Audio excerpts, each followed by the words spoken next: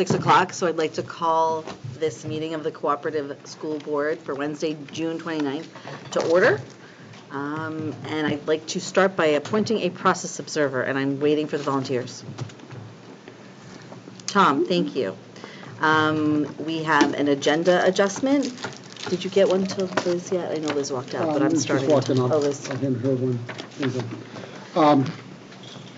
As many of the board members are aware, we have a matter to discuss with our legal counsel. So in talking with the chair, we have the same agenda. We've just moved some things around to add a non-meeting with Attorney O'Shaughnessy, who is on his way. That is scheduled for approximately 7:30. We may get to that sooner, which will be fine.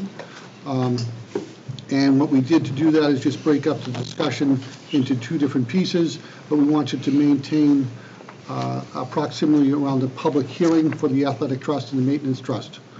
So if the board would approve, would make that agenda adjustment. So we need a motion by a member that the agenda be adjusted as requested. So moved.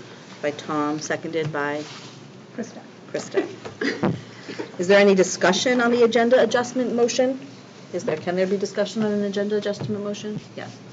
But is there any? I'm supposed to be sitting up there, aren't I? Oh, I was okay. just wondering. I forgot which board I'm on. I mean, I kind of missed you, but I wasn't sure if maybe you thought like you wanted to like shake things up a little bit. Yeah, I was taking it personal. Yeah. I thought maybe I smelled. Yeah. But I didn't go to Canopy today, so I should have smelled. Any other comments? Okay, all those in favor? Do we have a non-public? There's one scheduled. At this time, I don't see a need, but there may be something that comes up. So it's 5:00. No opposed. No, I So went to Canopy. I don't smell that. okay. So they put me in that I'm gonna wait for Tom to settle in. I'll just give Tom a minute.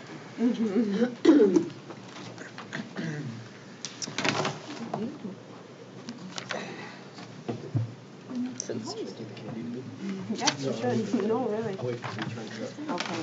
So we have some minutes that we need to approve. One set is from February 20th, the public hearing, that the only member was Mr. Solon, who was the only member in attendance. That was the public hearing, February 20th in Brookline. Is that on the petition warrant article? Yes, yes. So there's an amendment that's been offered to take page 1, line 24, and insert in following resulted. And so I need a motion to accept as amended. So moved. By Tom, seconded by, Anyone can second. yeah, Krista. And then the only person who can vote is Tom. Any discussion? All in favor? I just want to say that you missed an awesome time. We had such a great time, and the food was amazing. Awesome. Okay, can you vote now? Thank you. So that's approved, 10605. We have 4 abstentions. 104. Okay. We have the next set of minutes to be approved are from the Hollis Brookline Cooperative School Board, May 15th. And we have some amendments on that. For page 4, line 37, replace Worth with work. And page 14, line 17, insert Williams following Ms. And I think take out Miller. So is there a motion to accept as amended the minutes from May 15th? So moved. Tom, seconded by Krista. Any discussion? All in favor? Yep, that's right, because Solon, Brown, and Levesque would be abstaining. So all those in favor? Good. 3? Was it 3? Okay. 3, 0, 2. Thank you. The next set of minutes are the non-public minutes that were from May 15th, 2019. There doesn't seem to be any amendments on those. So is there a motion to accept those? So moved. That would be Tom, seconded by Krista. Second. And again, we need Tom, Liz, and Melanie, who's not here, to abstain. So all in favor? It's 3-0-2. We need to approve the minutes from the May 29th special cooperative school board meeting with the following amendments.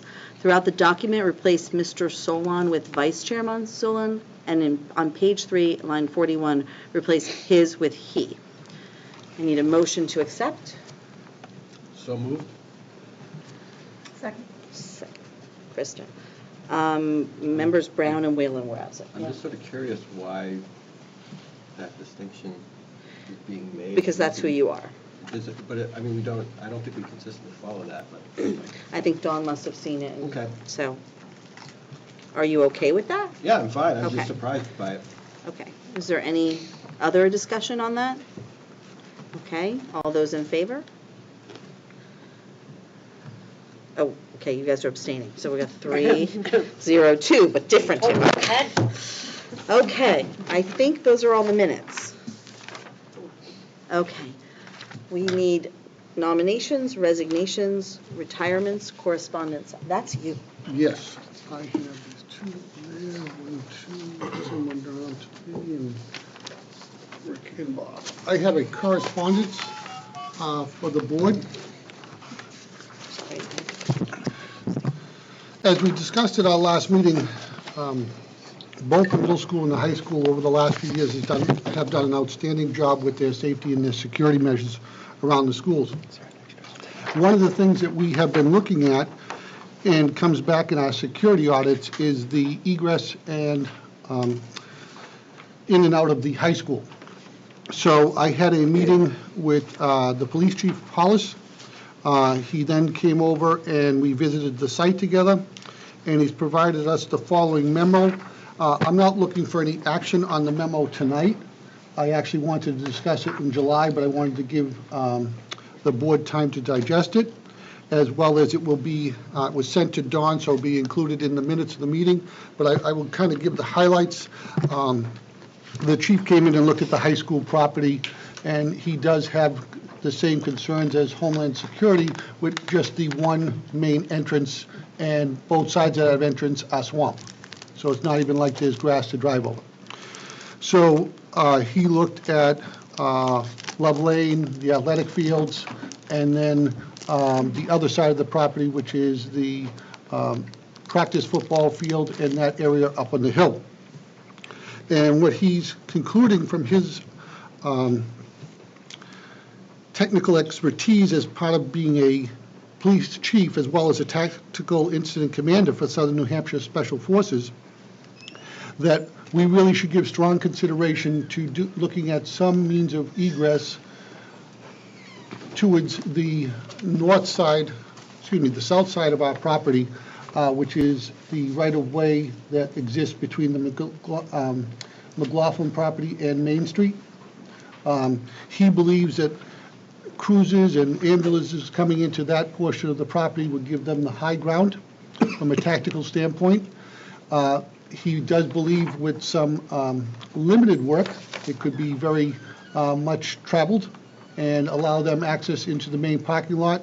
And then if we ever had to get the cars out of the back parking lot to egress, that is someplace that he believes could be successful in doing that. So again, I'd be happy to answer any questions. It wasn't necessarily for a discussion topic tonight. It was more to provide you the information from the chief, and then the chief and I and Rick would be working together to kind of formulate a long-term plan, because at some point it would be included in one of our budgets, or it might be multiple years budgets as we try to phase it in. But he really appreciated our looking into that, and is more than willing to come to our July meeting if you'd like to talk to him directly on that. Any questions from any of the board members? Okay, great. Oh, yeah, I'm sorry. Okay, I don't have any nominations, resignations, or retirement. We're very close to finishing up some hirings at the high school. It's just a matter of second round interviews and then recommendations to Gina and I, but I know Rick is very close on those. Great. All right. So at this point, we'll move to public input. For those of you who are members of the public, if you're a member of the community of Hollis or Brookline, you're welcome to speak. We ask that when you get to the microphone, you state your name and your address. And we ask that you keep your comments to a reasonable amount of time, preferably about 2 minutes. And we are open to the public. During this time, you make your comments. We take notes on them, pay attention to them, but it is not a question and answer time. we don't respond to this. We just take it under our consideration. So is there anyone who has impetus to speak?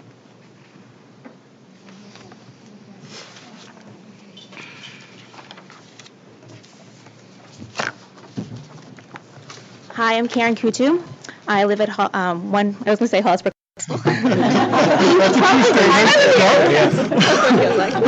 I live at White Peterson Road, Brookline. I obviously teach here, community member.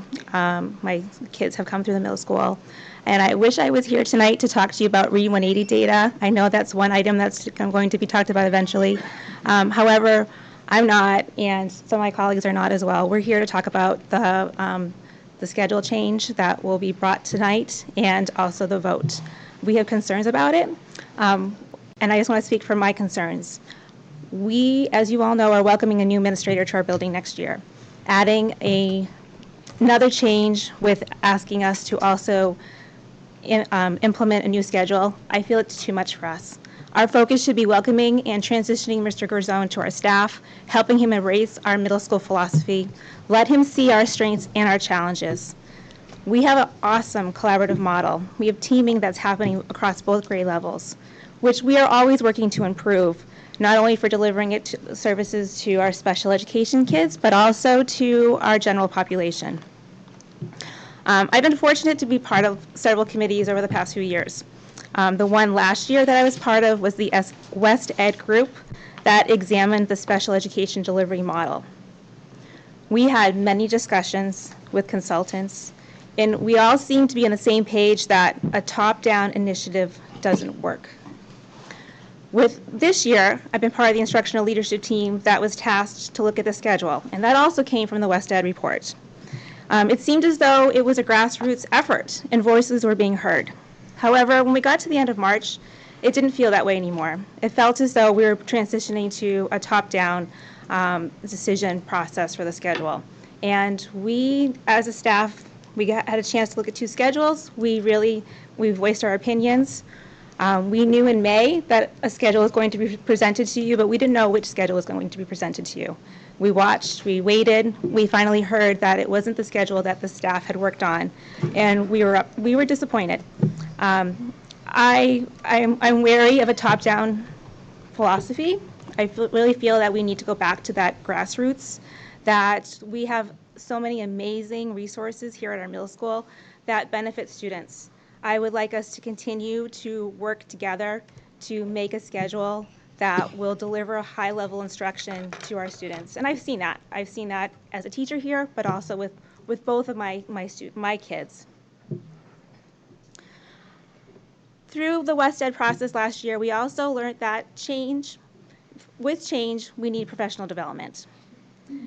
Miss Flynn, she put together a group, a cross-section of our teaching staff, as well as school board member, our assistant superintendent, our district's power school expert, and she brought us to a NELMS conference back in January. We listened to the presenters spend time reviewing the middle school philosophy, and that was a defining moment for all of us, because we live it, we breathe it every day. But it was great for us to have that heard by a broader audience and people in our community. One of the things they stressed was professional development. And if the vote is to proceed with the schedule, there's going to be a need for professional development. We have teachers who are teaching in 43-minute periods every day that will be asked to now be teaching in 83-minute periods, and vice versa. Teachers who are working in 70-minute blocks, it will be moving to teaching in periods 3 times a week. And there needs to be PD to support that. With 2 days left, we don't have enough time. I don't want our staff to be stressed over the summer and creating anxiety, especially with a new principal coming on board. So I ask at this time that you hit the brakes and consider helping us move through the process again next year. Thank you.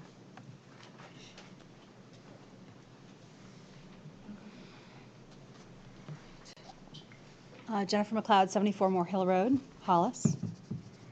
First of all, as a teacher, I unequivocally state that I feel we teachers are not averse to change. We are absolutely on board with making some changes that benefit students. As testament to this, I cite the conference Karen just referenced, the many staff members that have worked on the scheduling committee this year. We simply feel that this particular proposal is not in the best interest of students, and this is why. I have a statement prepared by members of our science department, as well as our art and tech ed departments, none of whom are residents of town, so they cannot speak for themselves. Their statement is this: students learn by doing, through hands-on and inquiry-based activities and projects. This model requires a lot of setup, cleaning equipment, and preparing for use in another class. With the current schedule, there is time built in for this transition to take place. The proposed model suggests one long class per week per section. These block classes are the only opportunity allowing hands-on learning experiences to be conducted in a reasonable and safe amount of time. These types of activities are designed to be performed in no fewer than 60 consecutive minutes in order to ensure proper safety protocol and a thoroughly conducted inquiry. The majority of these inquiries and activities cannot be started one day and finished on another. Some examples from a variety of courses currently offered at the middle school include scientific dissections, studio-based art, chemistry-based labs, and scale-up and surface area projects in math, and as well as engineering design activities. With the current schedule, classes sometimes conduct hands-on activities as often as 3 times per week, but this proposed schedule would cut that 3 to 1. The classes are back to back to back, leaving just 3 minutes of turnaround time to clean and prepare the workstations for the incoming class before that next class arrives. With safety as our top priority, we have concerns about the significant lack of turnaround time between classes. The logistics of the new schedule do not support safety nor academic enrichment for students. We also strongly feel that going from 3 weekly inquiry activities to 1 is not in the best interest of our students. That's the end of the prepared statement by science, art, and tech ed. From an English class point of view, which is my wheelhouse, at the middle school, we work hard to help students develop their communication skills, their critical thinking skills, as well as their collaboration skills. One central way that we achieve this, deeper level of thinking, which is a developing skill for them at this age, is through student-run literature discussions. By allowing students to ask the questions and to run the discussion, we are able to watch them develop both individually and as a collaborative group. The ideal amount of time for a class to achieve this is 70 minutes. This is the sweet spot. This allows all students to participate. It also allows me, as the teacher and the fly on the wall, to swoop in at the end if they haven't, say, gotten to that symbolism on page 78, but it allows them sufficient time to try and get there themselves. I fear that having only 1 long class per week would mean less time for students to organically explore their reading and their deep critical thinking. Throw into the mix, if that 1 long block a week becomes a snow day, then they don't have the benefit of that extended discussion time for perhaps a 2-week period. When we study a book for 8 to 10 classes, that could mean they only have 1 extended discussion, and the rest, unfortunately, would have to turn into more teacher-led, which I don't think would be beneficial to the students to develop their own thinking. A secondary consideration from an English class perspective concerns book choice. Study upon study has shown that greater student engagement results when students are given a choice of books to read. As a result, I have several book units a year which offer a student a choice of up to 5 different books to read. Logistically, that means that I jump from group to group during that 70-minute block to make sure that each of those 5 groups is achieving the deep reading and answering the questions, ensuring that they've gleaned from the reading what I hoped that they had gleaned. As it is, this is highly challenging with a 70-minute block to get to 5 different reading groups. If 3 of our 4 blocks were substantially cut to be 39 or 42 minutes long, 39 or 42 minutes long, then I would have no choice but to limit student choice of reading selection. This would be detrimental to their learning because by only offering 2 or 3 choices, 1 high-level book, 1 medium-level book, and 1 low-level book, I'd essentially be offering them no choice at all. The students would lose out. In closing, I urge you to table this issue until further study can be done and a truly student-centered solution can be found. Thank you.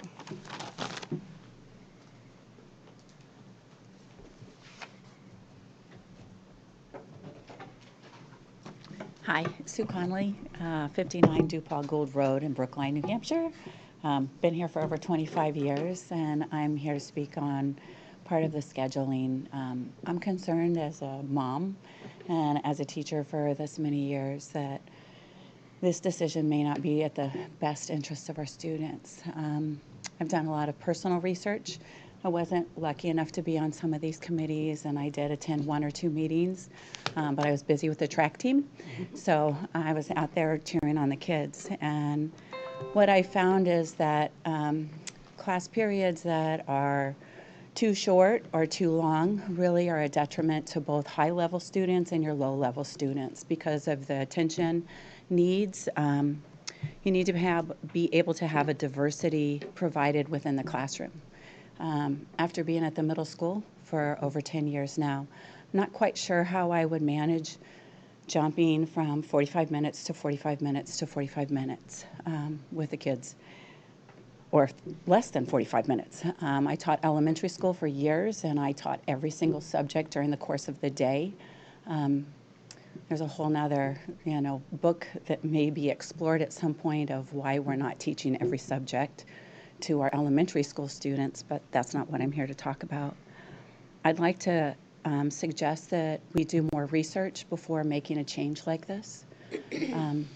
Having a new administrator come on board, Mr. Thompson made some great changes when he came, and we had diverse teams mixed up. And we learned over the period of 2 or 3 years how to work together. We have a brand new administrator coming on board, which somebody else mentioned. And we have a different type of student coming to us. As a social studies teacher, I personally see a difference in skill level, great difference in skill level over the last 5 years. Our kids are outstanding. We have some of the cream of the crop in the state, and nationwide, I just saw how great our kids are when I attended the National History Day Conference last week. We are the fish that gets to jump into the big pond. I don't want to take that benefit, the levels of achievement that we provide for our students, and have it jeopardized in any way. So I heard lots of people talk about middle school philosophy. I guess mine is community-based. This afternoon I went home and I read an obituary for a student that I had years ago. And I look at this schedule and it allows me to make my connections with kids and parents and our community. And I've lived here for over, I don't know how many years, I can't even tell you. But I really value what we have. And I think making a change where you hear these voices and people representing a concern, I hope as a taxpayer, as a mother of a junior going off to college in a year, and as a very dedicated professional, that you will consider what we're asking. I know you have a great job to do and a big responsibility, and we really appreciate that. I do. Thanks.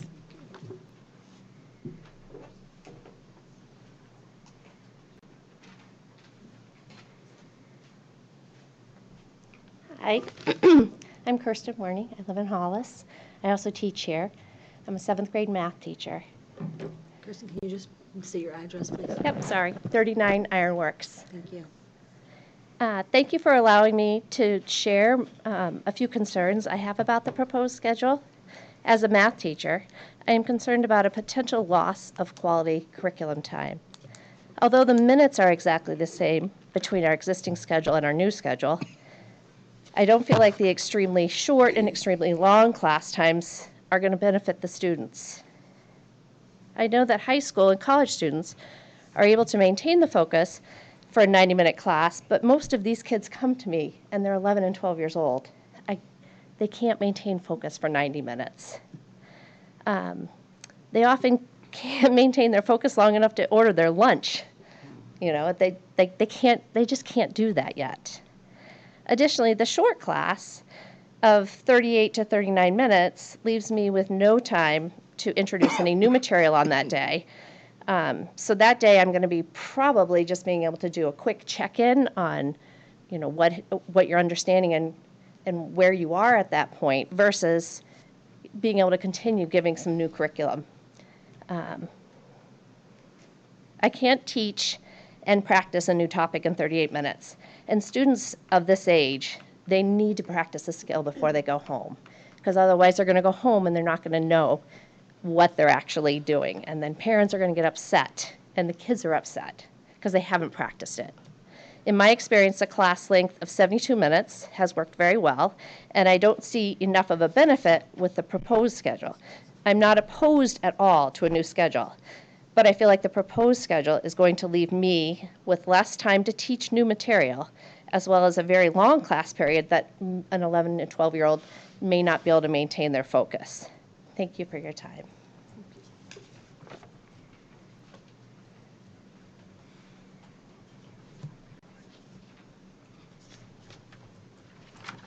Hi, Katrina Hall, 10 Patch Road, Hollis, New Hampshire. Obviously, New Hampshire. So I had the opportunity to sit on a couple of the ILT meetings that were after school. Not all of them, but a couple of them. Just a couple of concerns that I had with the overall process, one of which is we really didn't involve parents, except for the parents that maybe are also teachers. Didn't get feedback from them, or students. I think students have one of our greatest voices in our school. It would have been valuable to have some of theirs. And more specifically, we didn't have union representation just focused on that area. The proposed schedule doesn't really address all the students. We tried to focus in on some, but it doesn't address in all of our proposed needs that we had in focus. And it also doesn't help all of our teachers, so we're changing things around. As noted by others, the schedule presented to you it's not the one that was created by ILT. The one that was created by ILT did not make it through. We don't know quite what happened to it, so that was a different one that was presented to you. That's not the one that was created by the ILT group. I'm also concerned with something called the Waterfall Effect. So right now, our students, if you have math in the morning, you might not have it the next day until the afternoon. And why that's important is because research does show that students learn better at different times throughout the day. So you might have a student that is great at math in the morning and then not so great in the afternoon.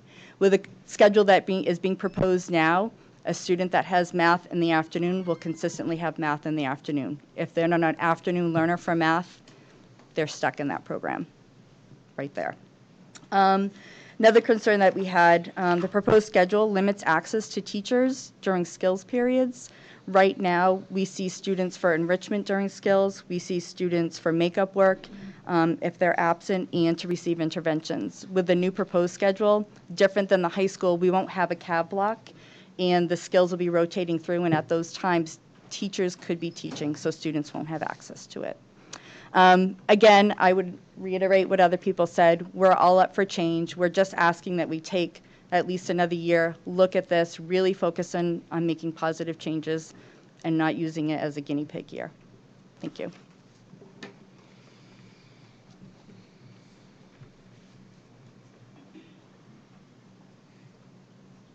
Is there anyone else on another topic?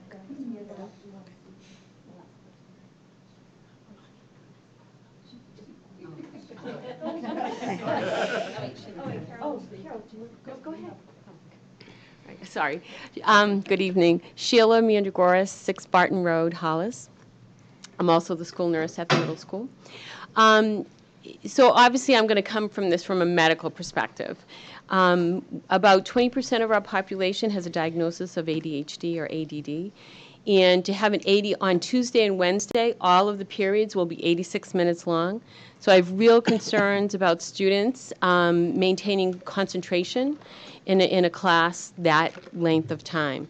But not only that, we've all been students at one point. And so imagine just sitting in a classroom for 86 minutes to try to maintain your attention, never mind for a 12 and 13-year-old. But it's very difficult at this age group, even if you don't have a significant diagnosis, to maintain concentration. So so I just feel from a health perspective, those 2 days with 86-minute blocks are just too long of a period of time. And I know we all want to do what's best for kids, but I just don't feel it's in the best interest of our middle school population. Thank you.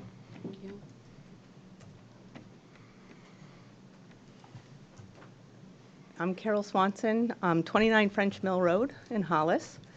And my main concern, and I'm not sure if anyone spoke about it yet, is skills. Currently, I have students who come in for help in skills daily.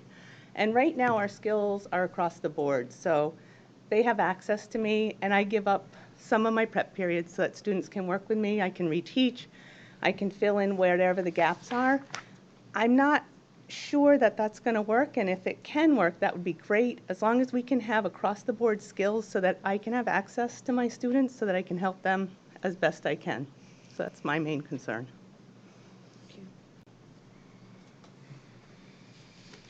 Okay.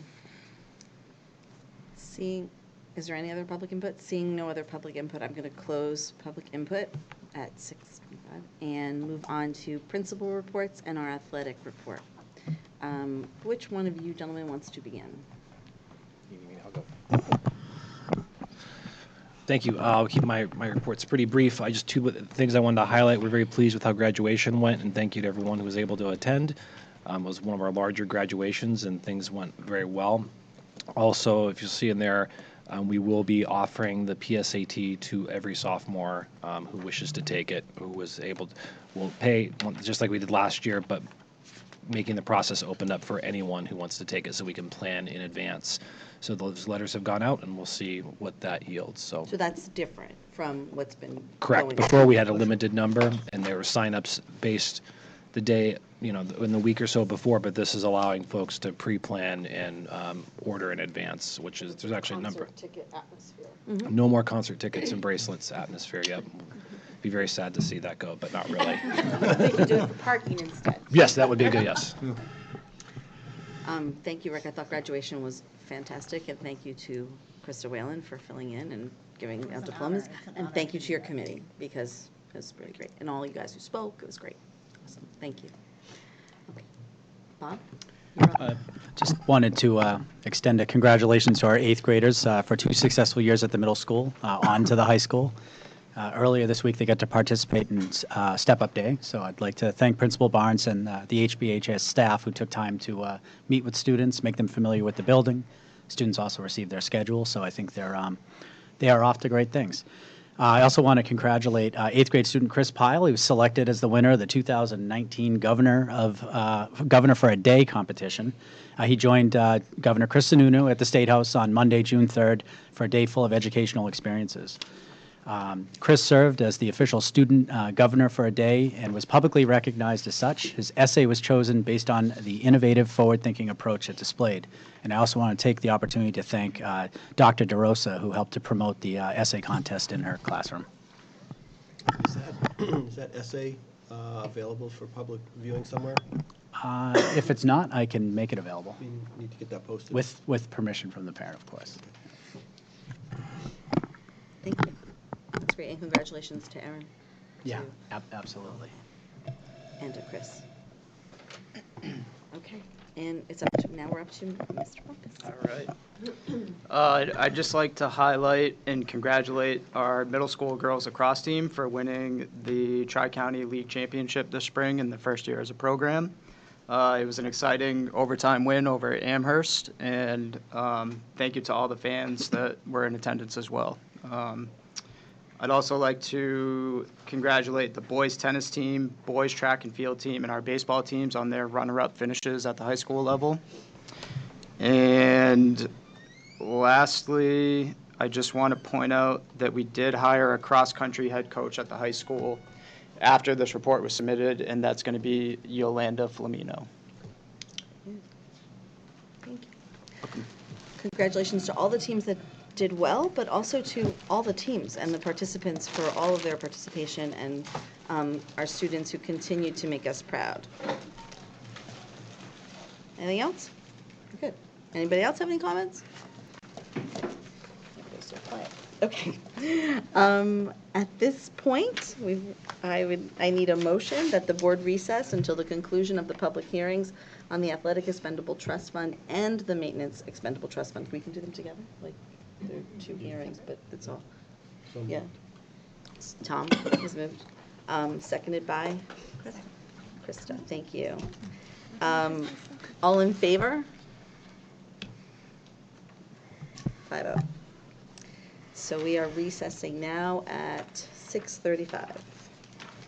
I didn't get that. Oh, okay, well, thank you. Thank you, Siri. I got it. So now I need to move into this public hearing. Okay. 1 minute, sorry. So, here we go. Okay, so, do I read this? Is that what I do? Can you do it? I'll be happy to do it. You can do it. Okay. I'm going to start with the Maintenance Expendable Trust. Just a little bit about the background. Hollis Brookline Middle School elevator is approximately 30 years old. While it is still safe and in working order, it does need more and more repairs to keep it going. The problem is not making the repairs, but finding the parts. The past fall, the elevator stopped working due to inoperable travel cable. After an extensive search, another traveling cable that would fit was found.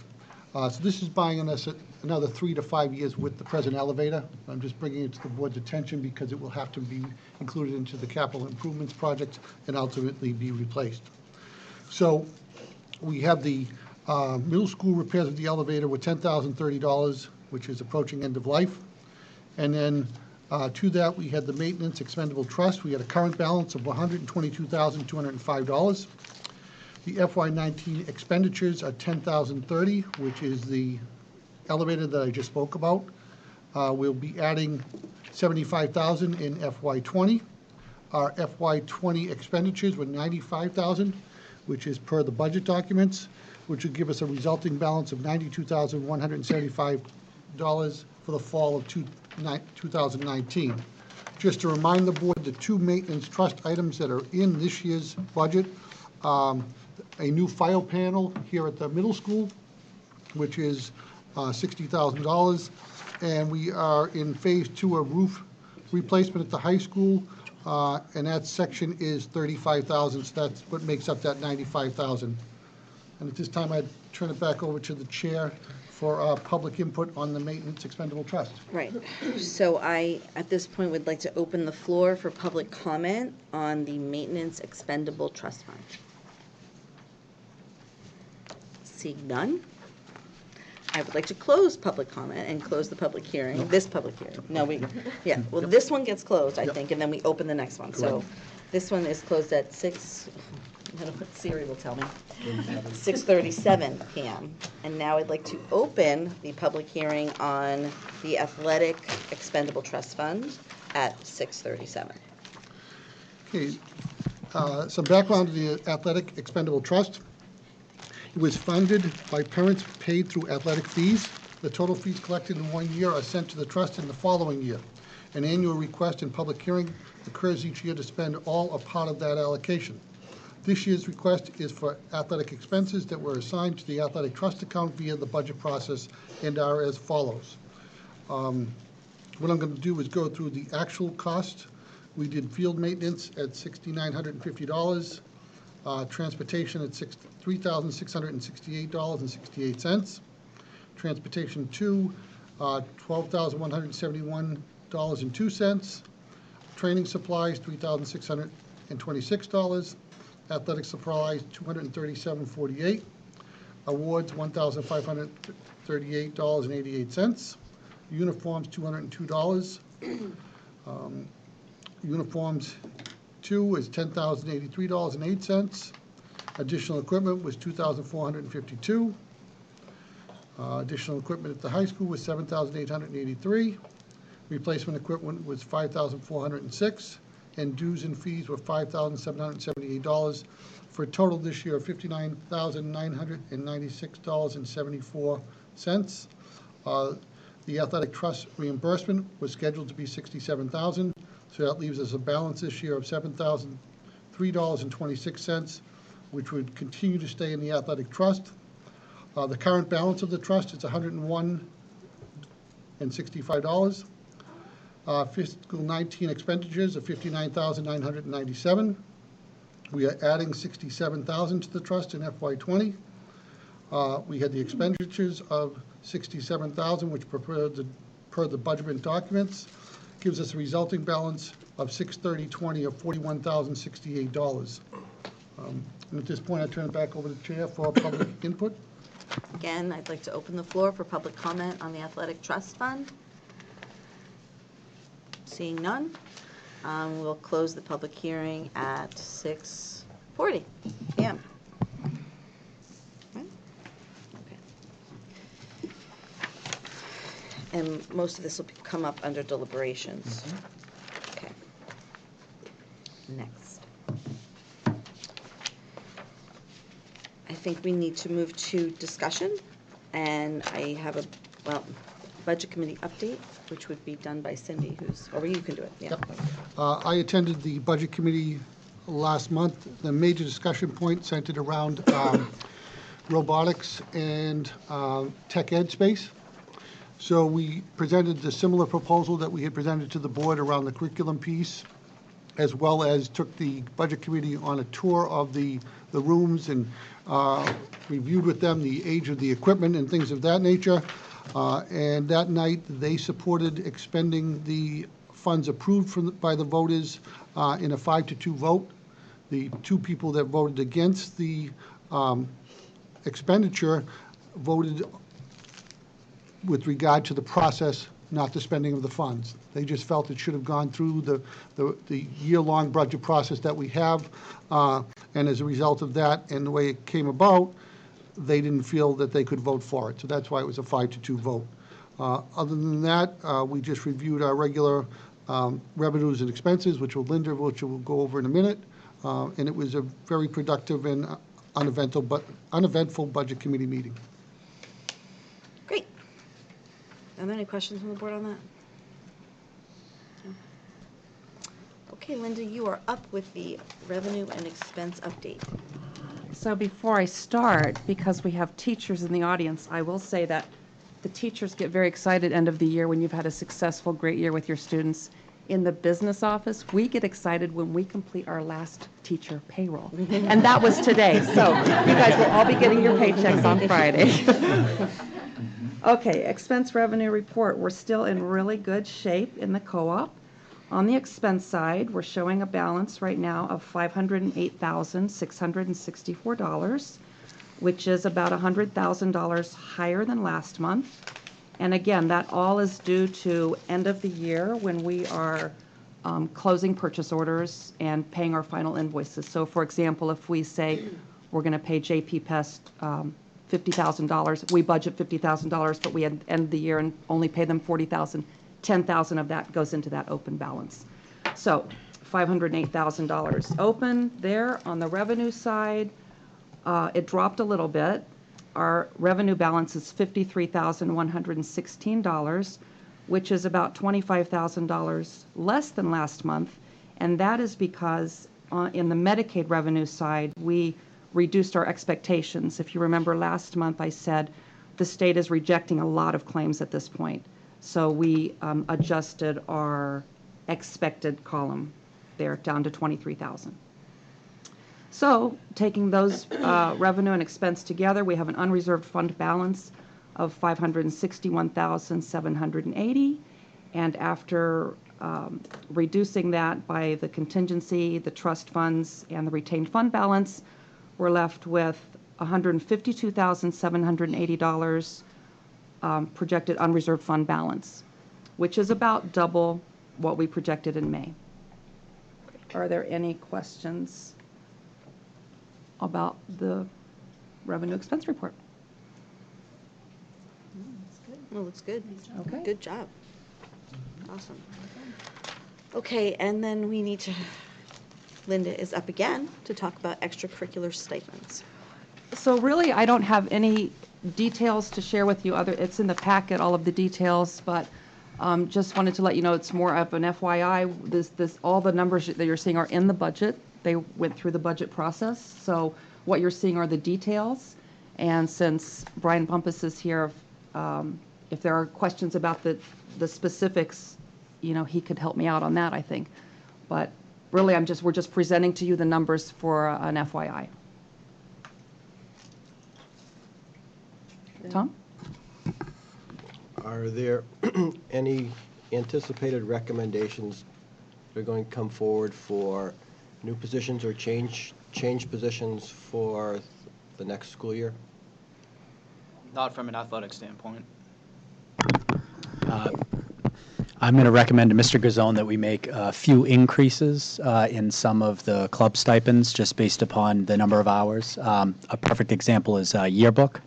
We're having a very difficult time finding consistent yearbook advisors, and part of it is this a great deal of time goes into a very small stipend. So most of those adjustments are going to be a few $100s, but just to get them in line with where they need to be. Can I clarify? So those would be recommendations you would make to begin the July budgeting process for FY21? FY21, yes. And these are, the second table that we have in front of us is the 2019, 2022. That's for the for year current, starting on yeah. July 1st, right? Okay. Any other questions on that? Tom? No? Okay. Athletic, yeah. Yeah, we presented the athletic because Brian made changes in all the levels, increasing In the dollar amount. in the dollar amounts. Okay. So extracurricular, really, there weren't that many changes. We had a couple minor ones. The major changes were in coaching. But I can bring the extracurricular next time if you want to see No, that. the ones that are in here now, those are the ones that we reviewed earlier in the year. That's right. We approved, right. Right. Just to see the changes. Brian, are you struggling in hiring? Yeah, so that's part of the reason if you look at, if you looked at a comparison of what we have here compared to last year's stipends, the lower tier, we bumped up a little bit more percentage-wise than we did with the higher tier stipends, just in hopes that we'll attract more candidates for those assistant positions. Okay. Yeah, go ahead. Just on the topic, I'd like to make a pitch for we're in need of 2 middle school robotics advisors. So there's, been some discussions and names for, no, just to the general public and to a couple of our robotics folks that are in the room, who we've actually worked very closely with to try to identify new advisors. But there's now 2 stipends at the middle school level. There was 1 before. And so just anyone who might be interested may want to either contact myself or Mr. Garzone. Okay, thank you. I just want to echo Brian's sentiment. It's been a challenge this year to maintain and fill coaching positions. It's been they've done a great job finding ways to get it done, but I obviously support raising those to hopefully attract and keep coaches. You think it's really a money issue? I think that's part of it. I mean, Brian can maybe speak better to it in terms of what they say in the interviews. I know it does come up, so I think it's a piece of it. I think it's a balancing act. I mean, I think there's other elements to it that make it difficult for people to coach, especially people that don't work in the building. So I think with the increase, again, at those lower levels, I think we will attract more staff members that, see a few extra, $100 on there that may be willing to step in and, give us their time for a season. Thank you. Thank you. Okay, so at this point, we need to make a motion to go into non-meeting? Yep, that's where we are. So I need a motion for the Co-op School Board to enter into a non-meeting. Do we have to recess to do it? Do we have to recess to do it? Nope. Do we have to recess? Just leave. Okay. Yeah. Okay. So I think it's a no. We don't need to recess. So we can make a motion to. You're going to leave this room.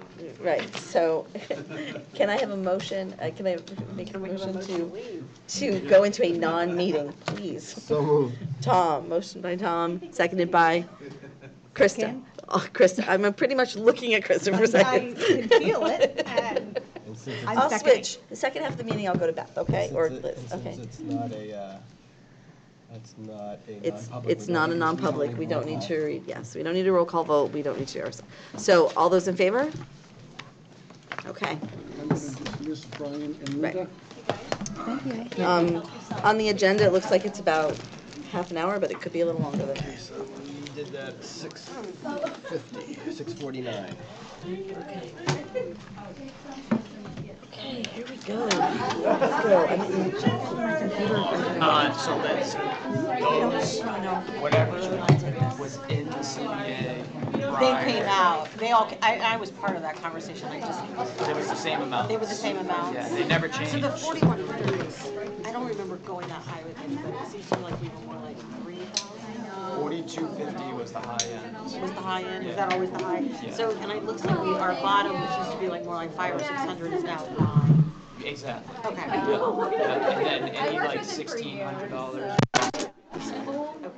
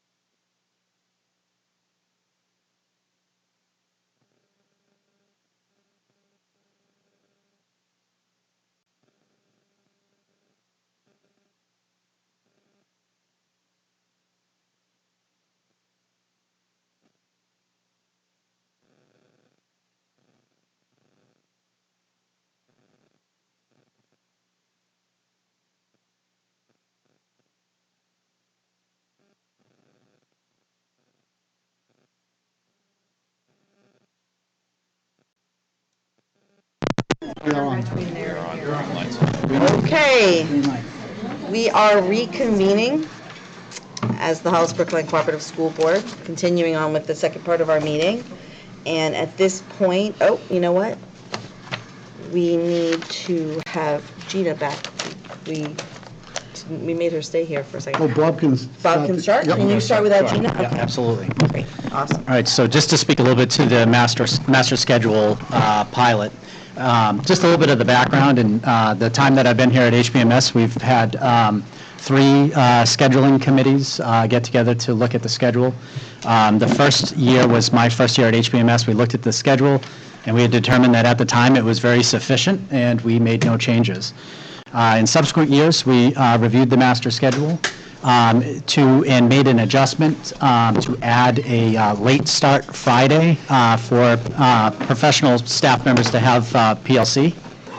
And then a few years later, maybe the next year later actually, the late start committee had proposed a 20-minute late start.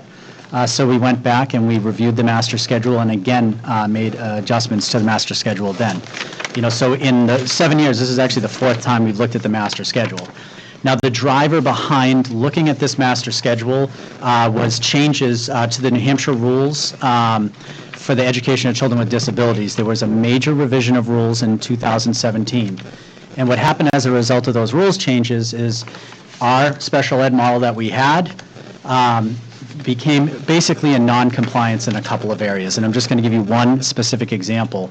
There was a new rule that said only a certified teacher was able to provide instruction to students with disabilities. So as a result of that, we needed to change our model. And it was the changes in that special ed model that caused a great deal of disruption in the building. And so as a result of that, we brought in consultants to review our current special ed model and to make recommendations to us so that we could be in compliance with the law. And so basically the process, we used a tool called the West Ed tool, and that tool was very comprehensive. It began in the fall with the consultants meeting with every one of our professional staff members and every one of our paraeducators to talk about special education, what were the strengths, what were the weaknesses, what were some things that we needed to look to change. From that feedback and from the work of the committee was a broad range of staff members. They came up with the West Ed report, and they identified a few key areas for improvement. Many of those items we have been working on over the last year. Communication is an example, knowledge of special education law is another, and a third was a revision to the master schedule to be able to accommodate changes in our special ed programming. So as a result, we started the year with a look at the master schedule, and basically we were looking at creating greater opportunities for students in special education to participate in the general education curriculum. We were looking to increase access to Read 180 for non-identified students. So basically, we have a reading program that is highly successful. As Mrs. Kutu pointed out, it's called Read 180. It's a research-based reading program. It has to be delivered over a 90-minute period. And what has happened as a result of when we have students who come in and require Read 180, we have to put all of those students on one team in 7th grade and one team in 8th grade. That's very problematic. Because if we have a family who's making a request for a specific team and their child's in Read 180, unfortunately, they have to go onto the team that we have Read 180 on. Also, mid-year, we identify students that would benefit from Read 180. If they are not on the team that has the Read 180 support, unfortunately, they either don't get the intervention or we have to move their team mid-year. So that confinement and Read 180 is just one example of many services. Math is another one. We have math interventions. That is, our current master schedule has created a great deal of conflict with that. Additionally, when we talk about looking at our master schedule, we also have some equity issues. Our professional staff receive individual plan 45 minutes a day at one time. And they have a common planning time where they're able to get together with their grade level colleagues every day for 45 minutes to discuss curriculum, students, That is not shared with our specialist staff. They receive 2 20-minute plan periods, and many of them will attest to that really is just it's a bathroom break, and they don't have sufficient time to plan at one time. They also lack that common planning time, and particularly for our specialists, it really excludes them from having access to students, because when students have a skills class, our specialists are actually teaching. So when a child needs some remediation or intervention in a language, access to that teacher is pretty limited. The other thing that has come up is providing continuity of instruction by increasing seat time in core classes. I know that that's been a concern that has been raised. Currently in core classes, a student receives instruction 3 times per week. And the thought was to try to increase the amount of face time in terms of the number of days out of the week, the frequency at which a student would see a teacher. So, those are sort of the some of the issues that we were dealing with. Just to walk a little bit through process again, the process began with in June 2018 after we received the program evaluation from West Ed. In October, the instructional leadership team met and they began to review the current master schedule. Invitations to participate in that process were sent out to all staff members. There were approximately 10 instructional leadership team meetings throughout this year that were dedicated to study or look at the master schedule. In November and December, the instructional leadership team researched alternative master schedules. They reached out to other schools. They went on schools' websites. They tried to do as much homework as possible. What they realized is that it's not always apples to apples. It's hard to look at another school's schedule because they just have different levels of programming. In January, we sent a representative group of staff members to the New England League of Middle Schools Conference on Master Schedule Design. That was a representative group made up of teachers, school board members, members of our SAU staff, our database manager. And in February, upon returning from that work, they began the construction of draft schedules. In March, 2 draft schedules were shared out with staff and reviewed at department meetings. And then in April, draft schedules were submitted to the building level administration for our review. We reviewed the 2. We recognized that one of the master schedules, which had proposed having one block, sort of intervention block across the board, it didn't work. Because what that would require is students would only be able to see intervention during that one time, and we didn't have the staff to be able to provide that intervention. So that eliminated that master schedule. And then in May, I submitted to the SAU the final draft, which was brought before you for first glance at the May school board meeting. So that's a little bit about the process, a little bit about the need to look at the master schedule. And I'm going to turn this over to Assistant Superintendent Bergskog, who will talk about the proposed schedule that you have before you. Sure. I just want to add that Bob just spoke a little bit about services for students, and another concern was other groups of students. So if there are students who require access to a high school course, it becomes incredibly difficult with the Waterfall schedule to for that student to access a high school course. Another concern is our students who are coming to the middle school ready to take Algebra 1 in 7th grade are unable to take that class as part of a team and are forced to have math off team, which then puts their skills in a non-existent sort of territory, and so that creates a difference for that group of students. So there are a couple other student groups. The schedule that is in the board packet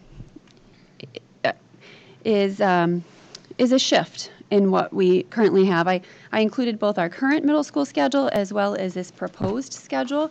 Beth, I know you had wanted to see both of them as part of it. In addition, Beth, you had asked for how long are the periods and can we move around the line. So we did our best to make it more visually understandable.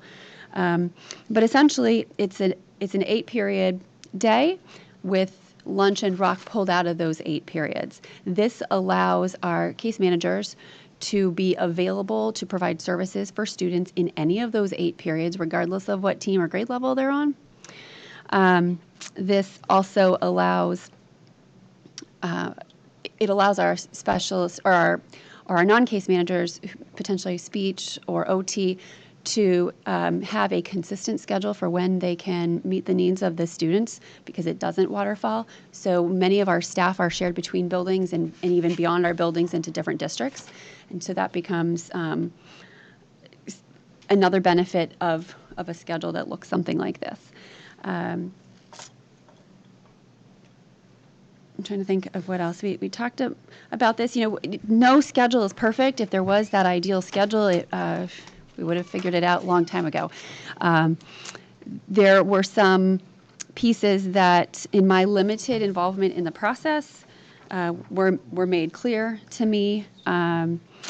There was a concern that if we completely eliminate skills, then would we be able to provide all the services that we need to provide for students without forcing students to miss out on a class? And the answer at this point was no. So we really needed to keep an 8-period day to allow for skills.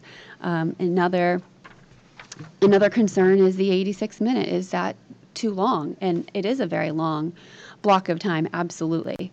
And, you know, my suggestion would be to have some in-depth conversations around what an 86-minute block looks like, similar to when you switch to a 72-minute block. What does that look like? How does my instruction change? How does the classroom dynamic change?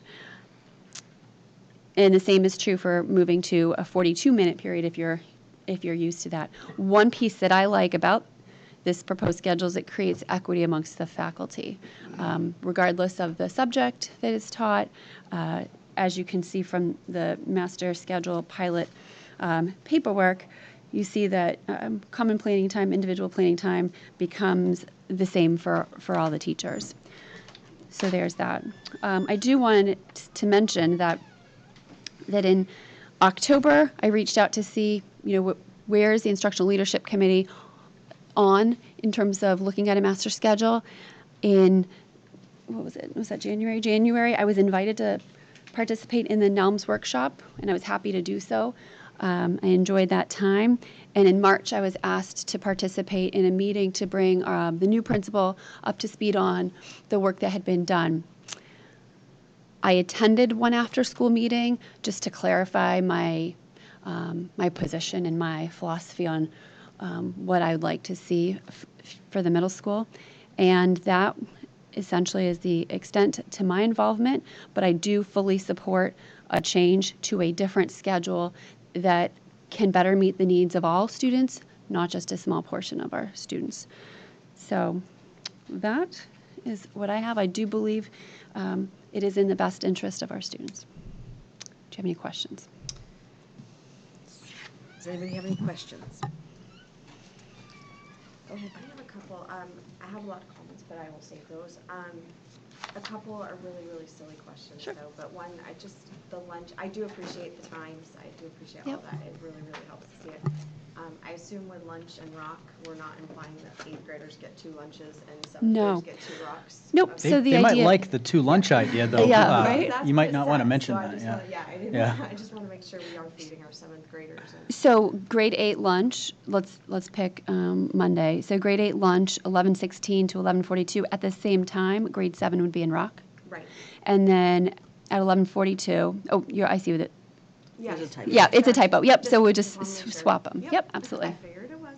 Another question I had was with regards to the 86 minutes. So just looking at like Tuesday, for example, period 1, period 3, period 5, those are 86, 86, 86 with 3 minutes of changing class time in between. There's a potential that our classroom teachers are teaching all 3 of those in a row and then potentially rolling right into rock with their students. Is that correct? If you don't build in the constraints in the system, and that's sort of the beauty of Power School Scheduler, you put in constraints so that does not happen. And that's... well, I'm curious what the odds are of that happening, because, you know... well, the odds are 0 if we say it can't happen. Okay. Yeah. You know, that's a lot. Yep, absolutely. For a teacher, too. How how they go to the bathroom or take a break. Right, and down to the pieces of looking at common planning time. So if a team has common planning time on an odd period, then we kind of force the system to give them an even prep time, so that it's a little bit more balanced. Exactly. Okay, and then the other big question I had with the 86 minutes is, you talk about it evening everything out, but that's 86 minutes of skills too. That's 86 minutes. 86 minutes in a lab looks very different than 86 minutes in the skills. Yep. So there's also an interest in the sustained silent reading, and so the suggestion would be to have in all skills at whatever period of time. Now we're all doing our sustained silent reading. Another piece of this, if you want to speak to the potential summer work for looking at how to manage an 86-minute period. Yes. So, can I just clarify on that, though? So you're suggesting that a lot of the 86 minutes would require middle schoolers to sit still and just read silently? Not a lot. Would you like to speak to the reading? Yeah, so if you look at our current master schedule, we have used rock time to build in silent sustained reading for approximately 20 minutes. And prior to our last schedule change, it was actually 40 minutes. And so we've been having a lot of debate. And there was a great deal of debate during this schedule process about where's SSR, where's SSR. And so one of the ideas that we've... What's SSR? Sorry, silent sustained reading. Okay. And there's a ton of research that says when you get a kid to sit down and read for a certain amount of time, it really has great academic benefit across the board. And we don't want to lose that. And if you were to look at this schedule, at first glance, like, it's gone. Where is it? We really need that. And so the thought would be on the block day, you would not have an 86-minute skills because that's not developmentally appropriate for kids. A certain amount of that time, a half hour, 25 minutes, 20 minutes would be dedicated to SSR. So you don't see it in the schedule, but it is there. So the staff member responsible for that skills period would make sure that the kids are reading for which is what 20 minutes. Yeah, which is what they do now. Currently, the first 10 minutes of their skills class is SSR for 4 days a week. And we've had some issues with that. We have kids who say, we don't have enough time to do our homework. And we also have teachers who say, I don't have enough time to make up a test, because if they have to silent read for 10 minutes, I've lost the ability to do that. So one of the ideas is use skills on your double day to be able to get SSR in the schedule. And the other piece too, my understanding was we will not book skills classes periods 7 or 8. That's an additional constraint. Part of the concern was, a parent could look at the schedule and say, well, right after period 5 or 6, they have lunch, they have rock, and they have skills. We don't want kids to be dismissed en masse. So we wanted to ensure that 7 and 8, there were no skills classes occurring during that time. And my understanding from running Power Scheduler was they would be able to achieve that. But they could have it period 1. They could, yeah. You have the Yep. opposite effect. Yeah, you do. Yep. And we have that now. I mean, we do have some students and families who think that, rock is not as academic as other areas, and therefore find it acceptable to bring their child in later in the day. So I don't think you're going to completely avoid that. So may I ask, when are kids going to be able to go get help from the teachers if they don't seem to be available at one given time anymore? Well, just to clarify too, they're not all available at one given time as we speak right now, because they could be assigned a skills class themselves where they're responsible for the supervision of 20 students. That can present challenges to teachers when a student tries to get extra help. It could be a planned period where there are other professional responsibilities that teachers are doing. And then when you look at our specialists typically are not able to provide that same level of intervention because of the way the schedule works. Are you suggesting, though, that there's going to be no change in the access? Because right now, during a skills, and all I know is from experience with my own child, but her core team that she's on, they are generally all available during her skills. Not necessarily some other part, specialists and all, but generally speaking, if she needs help, and that's been a very valuable. So I'm curious if you're saying they're not going to lose any accessibility, because during that time, every day might vary too on when, what you need extra help on. Yeah. And so right now it's a pretty solid, they're available during that time. No, Not there will everybody, be, no, there will be access issues. But I guess what I'm saying is there are access issues now. Sure. And one of the things when we were looking at one model, which seemed really appealing, was let's just do skills all at the same time. Let's shut down the school. Everyone gets at the same time, 100% access. And unfortunately, our special ed delivery model does not allow for that without hiring really double the staff that we have now. So there's access issues now. There's access issues on this new schedule. They're different. It frees up the specialists a little bit, but to your point, Beth, it may create some limitation for core teachers. So. Thank you. And that's why I'm Yeah. not disagreeing that there's access Yeah. issues now. I understand that, but it's concerning because it sounds like there will be more access issues. So, and I understand there's no perfect balance, but I just have a concern with a couple of these things. The 86 minutes, there's things that I feel like we're going in the wrong direction to fix something in some areas. Just to speak to that, so another constraint that that we tested out was also doing skills by team. So when a student is in skills, they have one of their team teachers with them or one of the specialists that they have that quarter to try to guarantee access to one of their current teachers.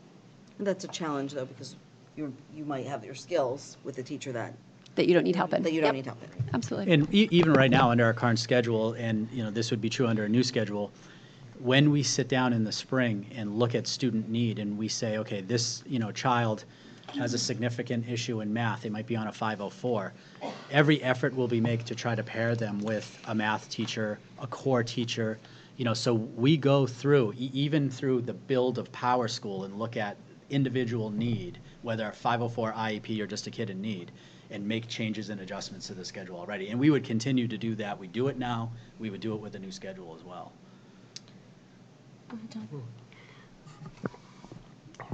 I'm not sure, Rick, forewarning you that you're going to be involved in this question, but when we moved the schedule in the high school to its current status, one of the goals was to create some longer block classes for subjects that would benefit from extended periods. But there was a real concern about how to get the staff comfortable with this new scenario.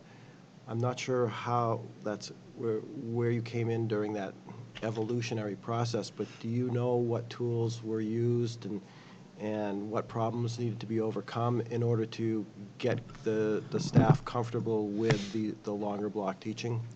I came in after the schedule was already implemented, at least by a year or two. So, even in that period of time, by the time you got there, it was not an issue? Not from my perspective. Okay. Then, so in that context, right now in the high school, you have some fairly long block, but I know they're not continuous teaching blocks in the sense that you just got to break things up for a lot of things. What type of activities are typically used or mechanisms to make the long blocks manageable when it's not a sustained activity, or what kind of freedoms are given to allow that to work well? I think it really comes down to just differentiating the instruction as very basic premise and breaking things into activities, into chunks. Usually 20 minutes is a good guide, but it's every subject's different. But just trying to make it so there's some variety within the time period, not staying with one activity for a really long period of time. Gina, were you teaching during that transition when we switched to schedule? Yep. So I started the year before the switchover. So it was department-specific professional development that was provided because the science classes already had alternating double blocks in the schedule that was present before. So it was really individualized to kind of respond to the needs that the department raised. How do you teach social studies in a long block or vice versa? So. Do you have any existing thoughts already formulated on how to support this schedule through PD? I do have some ideas, and honestly, one of those ideas that I think is incredibly beneficial that we've started the process in some of our schools is to go around and observe each other teaching. And one of a quite interesting process, and we did this with the administrative group, is to have a high school teacher or middle school teacher observe an elementary classroom and to watch all the wheels that are in motion at the same time and the different, stations, if you will, or small group instruction to keep very busy bodies. Some of our elementary classes run for 90 minutes for our 8, 9-year-olds. Okay, thank you. I had one other question I forgot. I'm sorry. And looking just, the high school has longer blocks, but they have them alternating. So you don't just have, I just look at this and see Tuesday and Wednesday as miserable days, like stacked 86, 86, 86. You get a lunch break and then 86 again. Why not set it up where it's broken up like the high school, where you do have a longer block, but you have shorter classes before and after it, and it's on different days? The high school actually does have Tuesday, Wednesday, do Thursday as long blocks, and then Monday and Fridays are your skinny block days. Yeah, but there's some, well, maybe it's There's Cav block? too. It's- No, it's different though. It's in the lunch, Maybe it's that, you have yeah. lines drawn in between them, but it's the same thing. And that might be what, okay, and that's probably because of the CAV and It's stuff. fourth but it's period, all- that's the class they have every day. Okay. Right. But it's Yeah. either a long block day or a short block day. Sure, but I guess I'm misunderstanding some of it when I looked at it, so it might be the blocks. Again, the visual part, but I'll look at it again, maybe I'm misunderstanding. And the that. other difference with that is that it's a 7-period day instead of an 8-period Right, and day. I think that's Right. really where I'm seeing some of the time differences too. Yeah. Okay, just curious about that. So there's been references to another schedule, another idea. Sure. Did that schedule, did that maintain, what I heard earlier was we'd like to maintain that 72 minutes is the sweet spot. So did that other schedule maintain 72 minutes? I'm going to have Bob respond to that Okay. because I didn't see that other schedule. Yeah, I don't have it in Okay. front of me. I do believe that there were shorter block periods of time. It wasn't 86 minutes. But it wasn't, was it, you don't remember what it was? Yeah. It didn't, it almost looked like a variation of what is being presented tonight and our current master schedule. But, and again, it looked great on paper, but it was that one block of intervention time and not being able to provide kids services just because everyone would be, having the same intervention block. So it was designed like a cap block. Yeah, it's Yeah. kind of like a cap block, I guess, yeah. But we were treating it more like, it's cab block, but cab block, I know they're introducing flex schedule, allows you the opportunity to sign up to go see a teacher in a specific location. That would be the evolution of it. It would start as a study hall because that's what we're most used to. But at some point, it would become a true intervention block. It was more, let's put skills all at the same time of the day with the hopes of put it in place, build it, and they will come. And a year from now, maybe you could have that conversation about creating a true intervention block. Does this schedule make us compliant with the special ed concerns that were brought forth? This current schedule? It does.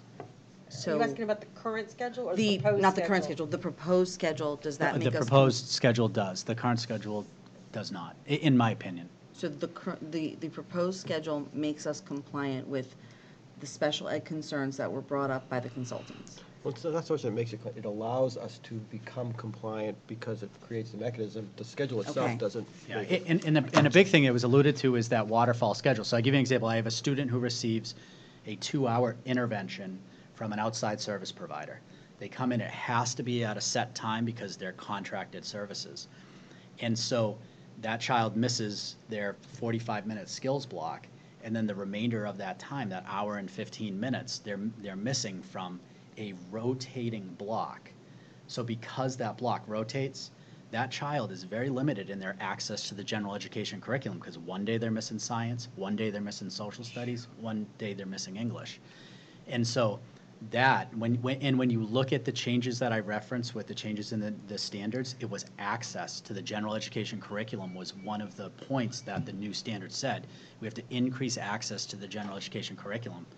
Well, the student that I referenced with the 2-hour intervention, that's very limited access. In some cases, you could argue that that is not access at all. And, you know, that it's not just, and that's not just the anomaly. We do have a variety of students that receive services from contracted services and outside service providers where that is the case. I'm going to parrot what Beth is saying. I definitely have concerns about an 86-minute block, and I'm concerned that it's once a week. And I certainly do prefer to have I like the 72-minute block personally as a parent and as, you know, from an education perspective. But on the flip side, we need to make ourselves be able to be compliant with that. So, I mean, it's a pickle, if you will. And I wish we had an opportunity to see the other suggested schedule, even though it didn't work, like to see what else could be done. Because I'm just somebody else talk. Yeah, I mean, I see the pros and cons. I mean, the pros are they get access to classes 4 times a week as opposed to 3, which is great. I really struggle with the 86 minutes. I just think that's 13 minutes longer than what they're getting now. And it seems like when you look at the research, middle school kids' attention span is between 12 and 15 minutes. So I know our teachers are all aware of it, and they do a great job, you know, I'm sure putting things into blocks to keep that happening. That's just an additional block in that day and in that period. So that concerns me. And then the other ones being shorter. But I agree, the access for our higher level kids who are going to the high school. But I worry about that middle ground kid who for 2 days, that's a lot. And so that's my concern. I agree with Holly. It's a balancing act a little bit, but I know it's not an easy thing to do. You know, being in the start time committee for 2 years, just trying to nail down changing the start time. I understand how difficult it is. I do understand. I'm okay. So I think at this point, there you go. At this point, if there are no further questions for discussion, we can move some of these comments into deliberations. So we can take some time to think. Yeah, no, I went off too. So are there any other questions for the discussion? So we'll move comments into the deliberations, and we can move forward with a facilities committee update, which was Mr. Corey. I wanted to let the board know that we had sent out the contract that was presented to you at the last meeting that was developed by our bond counsel, Greg M., regarding the field.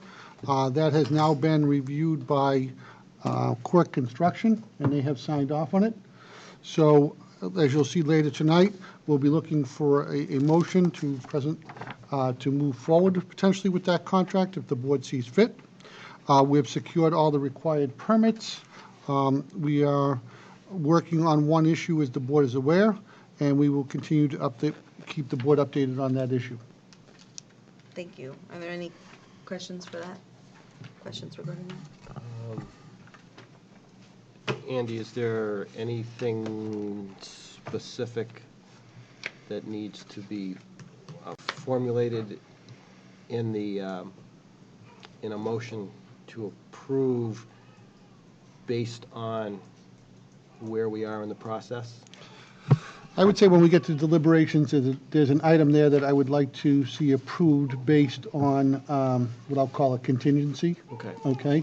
I think that will provide us the information we need, but at the same time providing us to resolve that last issue. Okay, and if all goes as planned, the contract provides what level of completion for next school year?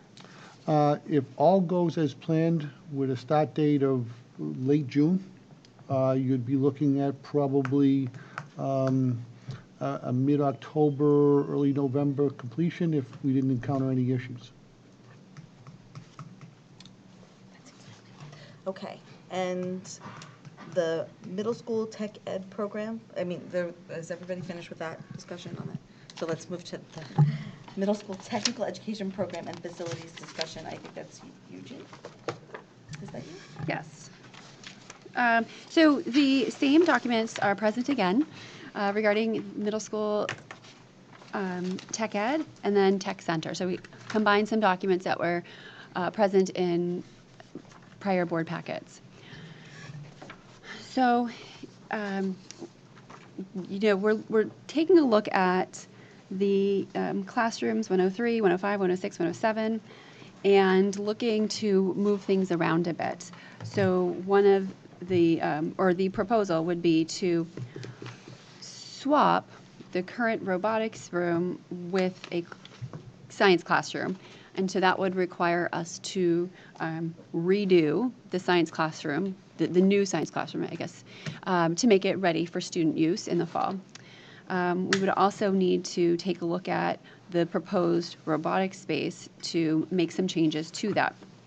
In addition, looking at the current tech ed lab, we have quite a bit of equipment that is outdated and lacks some of the safety pieces to it that prevent students from accessing the equipment. So we would like to kind of remove any equipment that is deemed, not for student use at this point, and replace it with equipment that can be utilized by students that this curriculum supports, but also could have a dual use and be utilized by our evening tenants in robotics. And so that is sort of what we have to look at. Another piece is that you guys did nominate or approve the nomination of the new tech ed teacher who is en route to New Hampshire. And accepted, huh? yes, en route to New Hampshire. Very excited about working with Tim Gerzone to finalize the program for grade 7 and grade 8 and to clearly articulate exactly what those programs will look like, because they will look a little different in the fall. And I'm excited about some of the new aspects. Also included in your packet is a letter from Dave Ely, an architect, talking about a proposal to engage in architectural services to take a look at the proposed renovations from a code perspective to see what would be needed in terms of adding garage doors, if you will, and different exterior doors to make the space suitable for our day students as well as our robotics program. So at this point, your proposal, which we can just comment on in deliberations, but your proposal is to switch the rooms, the two classrooms, fix up what is currently the robotics classroom, move that over to the science classroom, and take the current robotics space and turn that into a science classroom. Yes, and let me just further explain that it's not just for flip-flop purposes. Right. So one reason would be that you'd have two science classrooms back to back to allow for collaboration. Another reason to move robotics over is that they would be back to back with the tech ed space. Right. So they would have easy access via the garage door, if you will, to the shop space. So they could have their working space, the shop space, in the evenings, as well as their dedicated space right next door. Do we have an estimate on the cost for reflooring room 103? Yes, Bob had sent me over an estimate, approximately about $2,500, which is a typical cost for a room. And when we get into deliberations, Tom, I'm going to kind of break it down in terms of what I'll call phases, because I think we would like to get going with the architect, the flooring, the removal of equipment that is obsolete and no longer usable. And then we would also like to secure a storage container for the summer, because the robotics group has already discussed with us moving their equipment out into the storage container so we can kind of phase in all this work. Well, while that's going on, I would be working with the facilities group and some members of the robotics team to identify the equipment that we would be purchasing, and that would come to the board in July, and we would be moving forward from that. Yeah, I appreciate what you're saying, and I'm relatively on board. There are some areas that I am planning or expecting to propose a slight variation on that. So I'm During the deliberations portion. I didn't know whether those cost items were going to be discussed at that point, but if they are, then we can bring it up then. Sure, absolutely. Okay. Any other comments? Ladies? No? Okay. At this point, we have deliberations. So do we make a motion first, or do we just see? I will make a motion. I'll just look Okay. at the time. Do you want me to read it, or do you have a motion? I have a motion. Okay. I'd like to move to approve the middle school master schedule as presented and commission the formation of a 6-member committee comprising 3 administrators, Principal Thompson, incoming Principal Grisone, and Special Education Administrator Jen Campbell, plus 3 middle school staff members to meet prior to the end of June 2019 to look at possible modifications to this schedule prior to implementation in school year 2020. Any modification will require approval by at least 4 members of the committee. Does anybody want to second that? We can discuss it. I'll second it. Krista, thank you. So would you like to talk a little bit about that? We have spent quite a bit of time on this presentation. We've spent more than 4 years in anticipation of this. The last 2 negotiated contracts, both were crafted word-wise to anticipate some change of this nature. And it's obvious that a perfect solution hasn't come about. We've reached a point now where clear possible discrepancies in our delivery of services have been identified, and my understanding is that with the exception of the very last round of the final selection of the 2, that it was a fairly full committee that looked at everything. They came up with the 2 options, one of which was ultimately discounted because it was, in the opinion of the administration, impossible to accommodate with current staffing. So I believe that we've got to do something, and that our administration feels that this is the best shot we've got at it right now.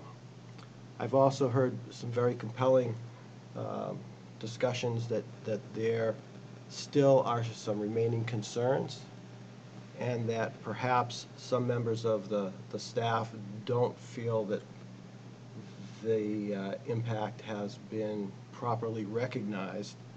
And I think it's very important that all stakeholders, even if they don't necessarily agree with everything, that they understand why we're going where we're going and feel at least their concerns have been acknowledged, if not completely resolved. So I support the schedule to the degree that I understand it, recognizing there are some concerns, but I would like to leave an opportunity for there to be one last shot to get a final massaging of it, if there is something. But at least people will say, we've got a default, we've got something that we believe we can work on. Let's take one last swipe at maybe a fine-tuning of it, and then go forward and have something workable for the fall. Tom, what time frame are you talking about, though? I mean, The next 2 days. That's what I mean. I mean, we have 2 days. Yeah, we've got 2 days with staff. There's, and we, technically, I'd say till the end of the month. But we've got staff still here for 2 more days. I have talked with the administration that they're willing to, that this is a sufficient priority, and that the exercise would certainly qualify as professional development for the people involved. I don't doubt that, and I like the idea of having another look at this, but with 2 days left, and we don't have a designated, we have 2 days left, we don't have a designated you named in your motion, if I understood the motion right, you named a couple of administrative folks that would be on it, but then the teachers, how does that selection even happen? And with 2 days? Well, I'm concerned about that part. That we want to give them the freedom rather than dictate it to them. Well, I'm not suggesting we dictate it either. I'm just saying we have 2 days. Oh, because I think the alternative is to approve it without a chance to change it. Right. Or not approve it. That's another option. See, I don't see that as an option based on where we stand in our risks of lack of compliance and our inability to serve. We've literally been trying to do this for 4 years. This is the closest we've got.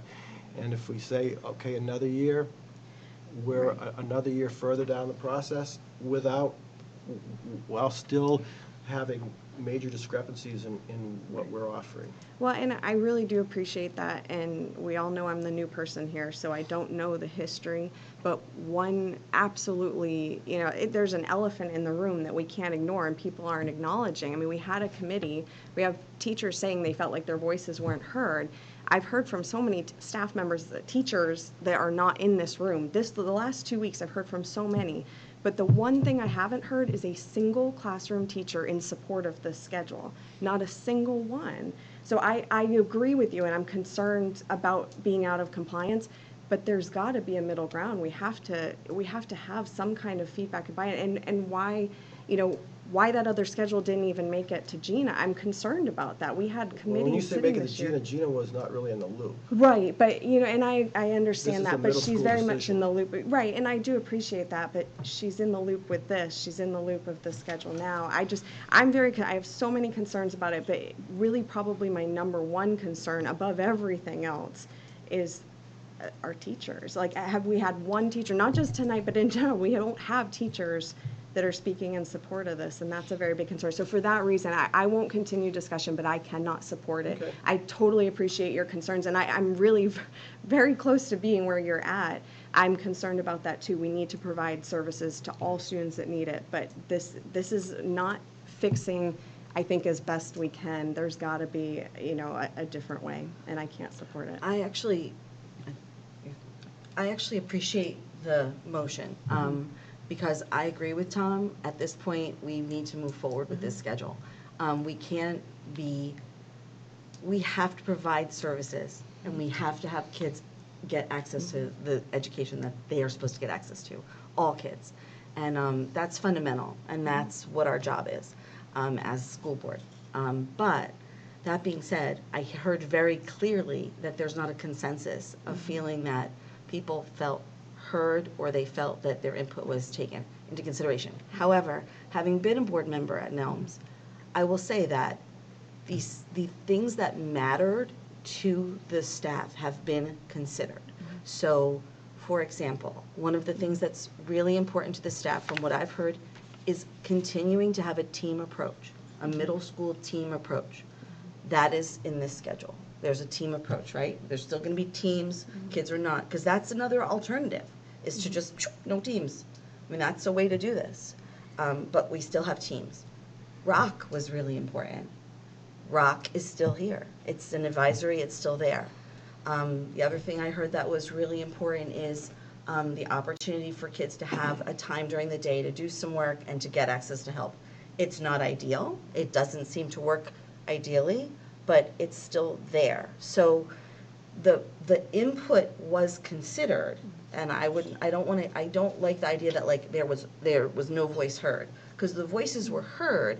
It's just the final product wasn't developed by the committee. It was developed outside of the committee, and that is an issue, and I totally see that issue, and that's why I like this, because we're saying, okay, we're giving, this is going to happen, this is going to happen, the schedule change is going to happen, but you have 2 days to figure out what, and it is a tight timeline, but what's the other timeline?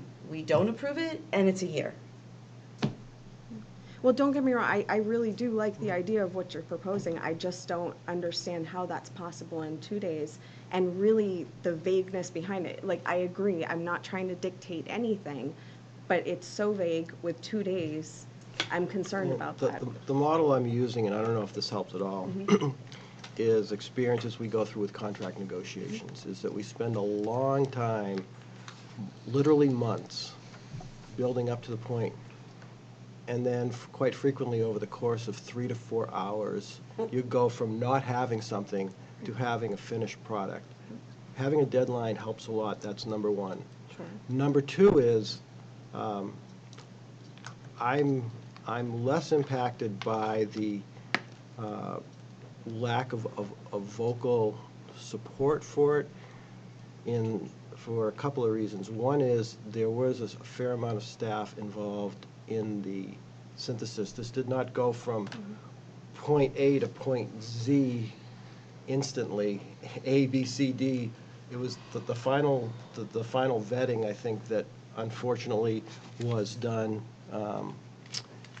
without the full participation. I don't know the logistics of it, and I won't try to second guess it, and I'm looking in my proposal to perhaps account for that. But what I do know is that, first of all, it's much less frequent that you get vocal support than getting vocal opposition. That's number one. And number two is, while I have tremendous respect for the people who have spoken, and they've done wonderful things here, it's 4 people. No, I mean, we heard statements tonight from a school nurse, we heard from math, we heard from art, technology, and science, we heard from English, we heard from social studies, and they were all pretty clear, thoughtful responses, so it wasn't 4 people.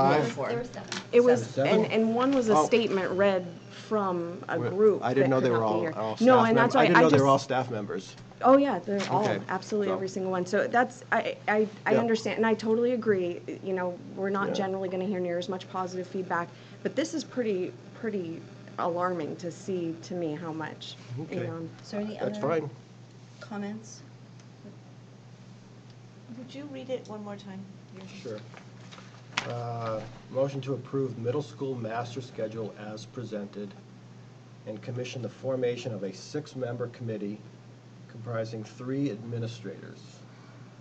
The Principal Thompson, incoming Principal Grisone, and Special Education Administrator Campbell. These are the people who were involved in up to this point and know it intimately, plus 3 middle school staff members, and I'm explicitly leaving that vague because I don't want the board to dictate who that is.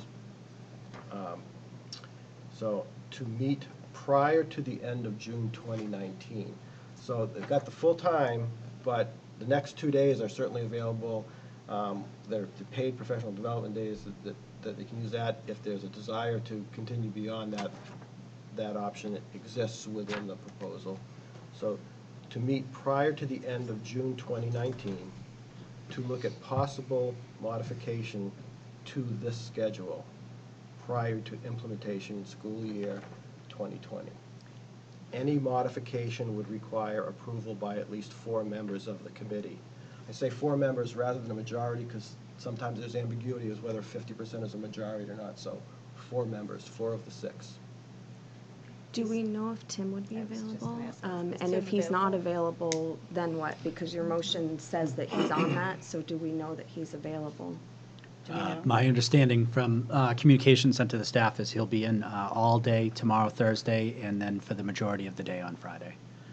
But do keep in mind that there is a professional development schedule for Thursday and Friday, which includes participation by Mr. Guzon.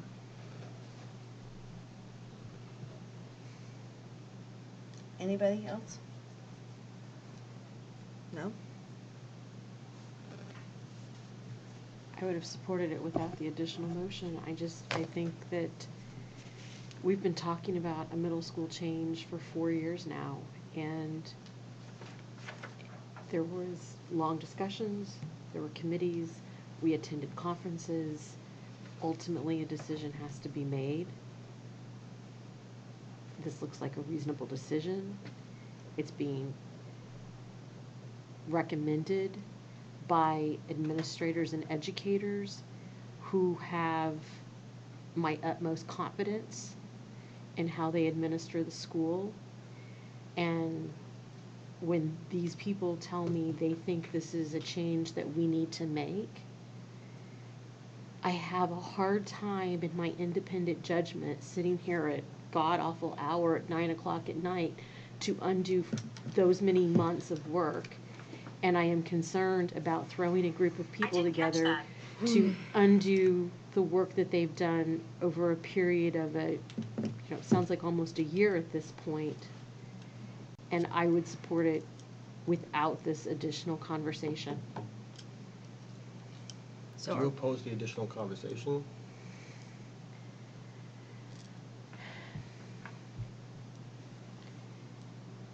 I'm not sure what it's going to add. I'm concerned that we're always going to have disappointment.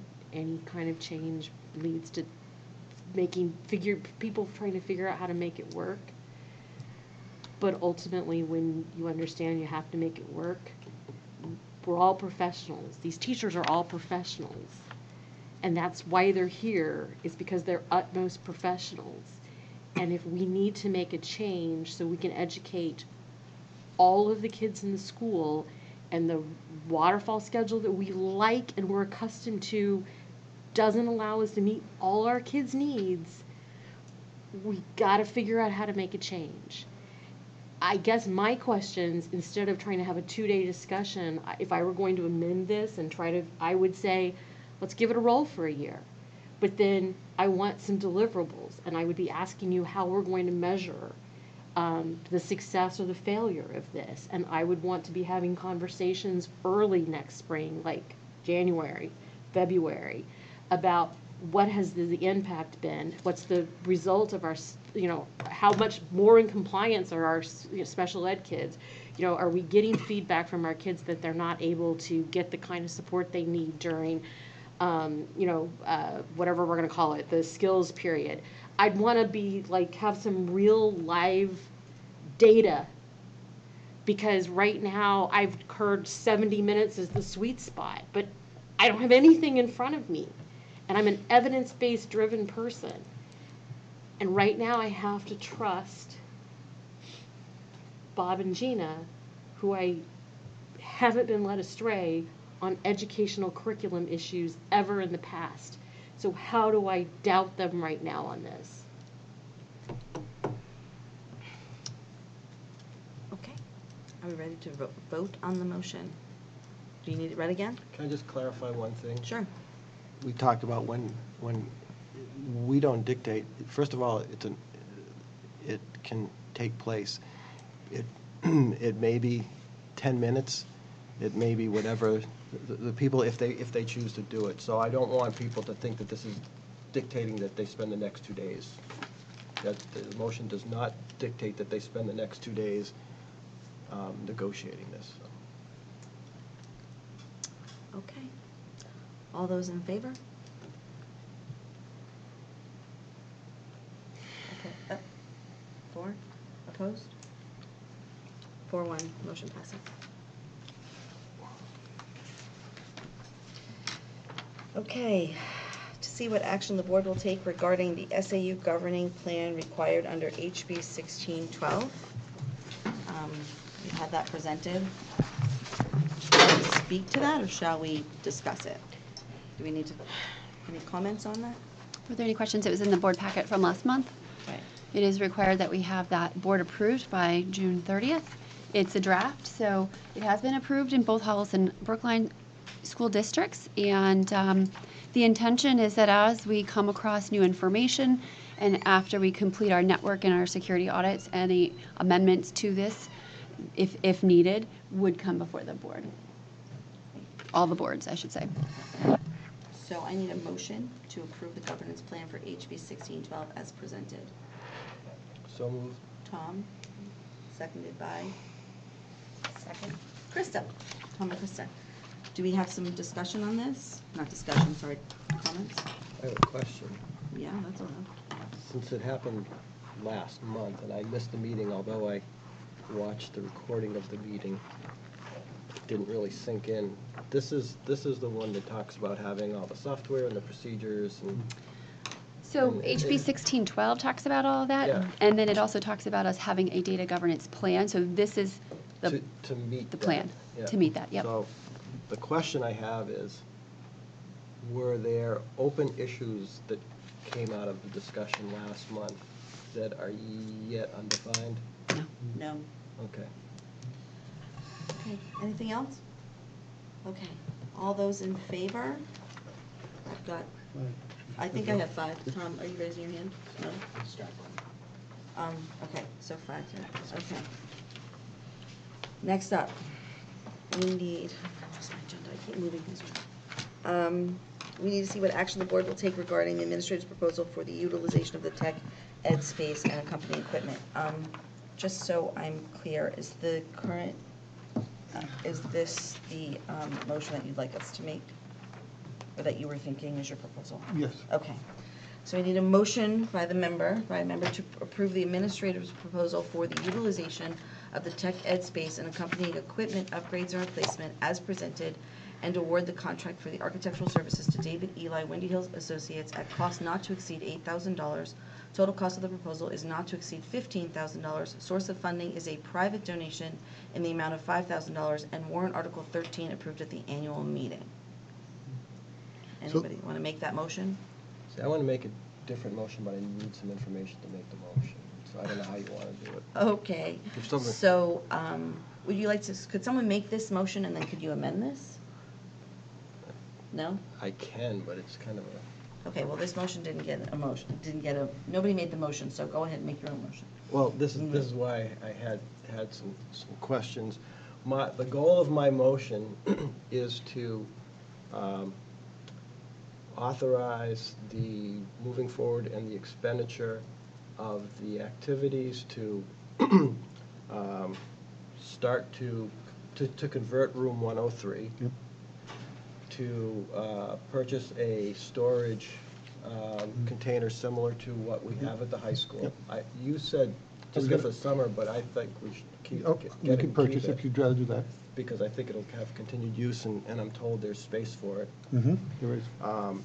And to dispose of the equipment and any other, this is what I wanted to ask you about, any other facilities activities that are not use-related, so I think like capping gas lines. And the other was to perhaps do an initial evaluation of the ventilation system. What I specifically don't want to do is to start the architectural or engineering work planning, and the reason for that is until we have the equipment list and know where it's going to go, the likelihood of that plan having to change is great. Well, on the last piece of your comment, I'm going to disagree slightly, because by having the architect involved now, then we get all the code issues around the water, around the gas, and those things, and we get a comprehensive plan. So my thought process is I have the comprehensive plan by the architect. I can absolutely agree to purchase the storage container, move robotics out. First element that I need to do in that room is the flooring, and then start to flip-flop the 2 rooms. Well, that's going on. We're also, our new teacher is coming on board, so Gina will start a curriculum piece with him, as well as using his expertise and some community members via robotics that can help us determine the equipment that needs to go. Okay? But the architect's going to get me the expertise on the ventilation system and those pieces to determine if I have to make changes. The problem is if you don't know what equipment you're putting in, you can't define that other, because, for instance, what you need for wood is dramatically different. What you need for laser is dramatically different. What you need for any metalworking processes, where you need to put the electrical, where you need to put it, it'll all depend on what you get. If what you're talking about is in the next month having that information, I would want to wait until that step is complete to avoid doing double work or paying for time that's just sort of dragging out. Okay. Again, having worked with Dave Ely on the Hollis Primary School projects, school safety projects, we have done a lot of what I'll call, in a big construction project, it would be called design build. And that's kind of how I view this project, because we'd be moving along. David is actually going to be on property Friday doing the bond proposal at the SAU. I know he can come over here and kind of move forward in this project. And I think we're going to accomplish the same thing. I guess my reason for wanting the architect in place is I don't want to have something structural or code that we don't know the cost of. Because I might have to say to robotics, okay, I have to do these code issues, so I can't purchase this machine, and this machine. But if I go out and buy equipment and then can't do the code issues, then I can't use that equipment anyways. I would rather have something set up for the curriculum development that Gina is going to be working on, so that when we know, and Ken and Josh are sitting out there, we've talked a lot about machinery, we know what we'd like to bring in. We also know we have a limited funding source, so if something has to wait, there'll be a nice place on the floor, and that'll be what we'll start to look for donations. How do you know what you want to bring in if you don't know what you're teaching? Well, we know that we want to continue projects like the Marble Maze and things like that, and we heard very clear from the board that we wanted our students to be involved in doing that. Those are built at home. Well, a lot of the reasons why a lot of that My kids were. Well, a lot of the reasons some of the things that are built at home is because some of the equipment is now obsolete, and we don't let children do it, so we have the instructor doing a lot of the work, and then students are spending time gluing. I think I think it's everybody moving along in lockstep between the architect, the curriculum, and that. I and actually agree with you on that. And I that's, do. I agree. Well, I don't support that. I'm not going to make a motion that's going to include the architect money now. If someone else wants to make that motion, fine. Okay. But I would like to make a motion that doesn't include that, but includes the other things, and I don't know how much to authorize. Okay. That's my problem right now, so I'll leave it to someone else to make a motion. So, did you have a question? Well, I know, I just wanted to express support. I mean, I asked about this at the last meeting or the meeting before about having an architect and there's huge value in that. You have a capped cost. They see things, they know things that we have not thought of. I mean, every experience, I've never regretted paying an architect. Well, I'm not opposed to doing it. I just don't think we have the information to give the architect to let him do his job yet. I think we have a majority of it, perhaps. Where is it? It hasn't been presented to us. Well, I think in the layout, that's what the questions I was asking anyways before. We've done the walkthrough, we've looked at, where they want to put, But this equipment is going out. Yeah, The not equipment in the layout the is not exact going to be equipment. there. Yeah. And I'm told that some of the equipment that shows it's in there is not going to be there, and the equipment that is going to be there is not yet defined. But I think Andy's point that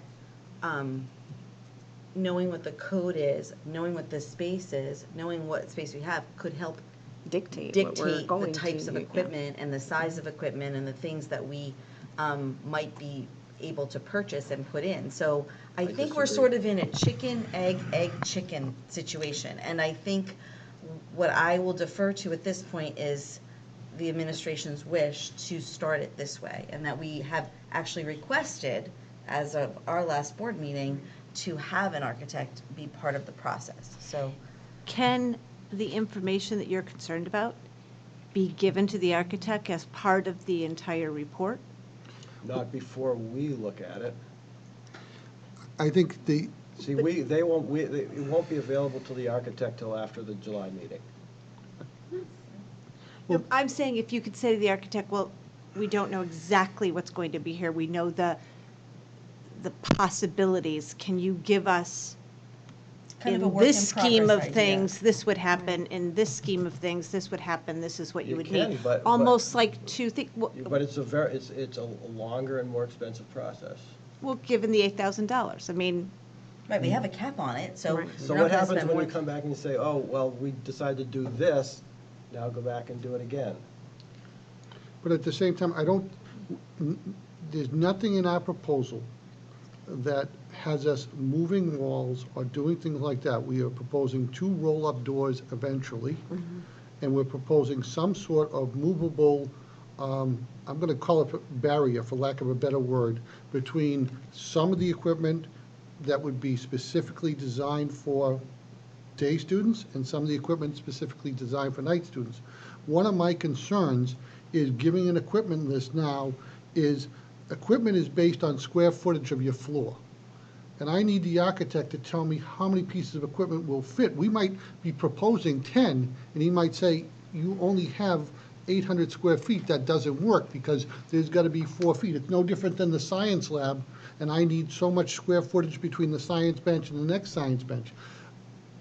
I think to not have that expertise now will hurt us. And I also just believe that I need to know the fixed cost of renovations, because we can always, in a future budget for another piece of equipment. We can always, in the future, look for a donation for that equipment. But I really think we want the structural piece to be sound. We want the gas and the electric and all that to have, when he signs off on it, he's taken the full responsibility from a code point of view. And I feel very comfortable with that. It's the process we've used at HPS, all our security doors, everything we've done, and I just think it has been very successful. I know it's an expense. I don't think it's a wasted expense, and I've worked with David now on 7 or 8 projects. He's not the type of individual that's coming back unless we made a significant change. I don't see it in this case. So you've had him come in and give you plans before you've given him a project description? I have given him what I'll call my goals and my vision. And then he's taken that and fit it into the space, because again, that's, I think, one of the talents of an architect. They see things that we don't see. So if you went to him and said, I want you to design a building, and he said, what kind of heat do you want? And he said, well, I don't know yet, but we'll figure that out. It may be forced hot air, or maybe forced hot water. Give me some plans. Well, here's the thing. I disagree with that example, because there's nothing of that type of expense in this project. The ventilation and the power The does. ventilation is there. All the power in the tech room comes down from the ceiling now. It's already in the ceiling. It's all pulled down. I don't see that changing. Then why is it saying that you need to add pull-down power? To the current science room, 107. To the current science room, To 107. to 107. Why are you having to add pull-down power to that? Because again, that's going to give us the flexibility that we have in the tech room. So where are you going to pull it down? In what would be the proposed robotic space? Correct. Where am I going to pull it down? That, again, is where I'm going to use the architect, Tom. I don't have But how that. does he know what you're going to pull it down for? Because we're going to use from our meeting till the July meeting of this board to go through all of that. There are going to be multiple meetings. Facilities committee will come together again. I can tell you that we have equipment lists. There's no doubt about that. We have costs. I'm not sure if those costs are accurate, only because sometimes the vendors we have to use are slightly different than the vendors you might see if you were purchasing online. Then why can't we get access to them? I've asked for them. It's not that I'm not giving you access to them. I don't know if I'm going to be buying 2 of them, 3 of them. I don't know what's going to be. Like, I still don't know what's good and what's bad in that room. I don't have the expertise to say that lathe needs to go into the dumpster yesterday. Well, Gina gave me a list that had that information. She gave you the list that the present teacher put in that was student use, instructor use. Right, so if students can't use it, it's not staying, is it? I don't think so, but again, there are certain things that sometimes you do keep that only the instructor uses because it is the finishing piece for a project. So, Yeah, okay. go ahead. Sure, Gina. So I think, Tom, to your point about knowing what's in there, I do think that depending on the equipment that's purchased, the ventilation system that's required may or may not be different and or need to be separated. But I do believe that we will be able to have a meeting of the facilities committee and add to it the new tech ed teacher who can, whether or not the full curriculum is outlined, I believe he can contribute his vision for what next year and the year after would look like, which would inform those decisions. So I do think that we don't have the information today, but we could have the information before our July meeting to give to the facilities committee and the architect to make plans that meet both our day and evening needs.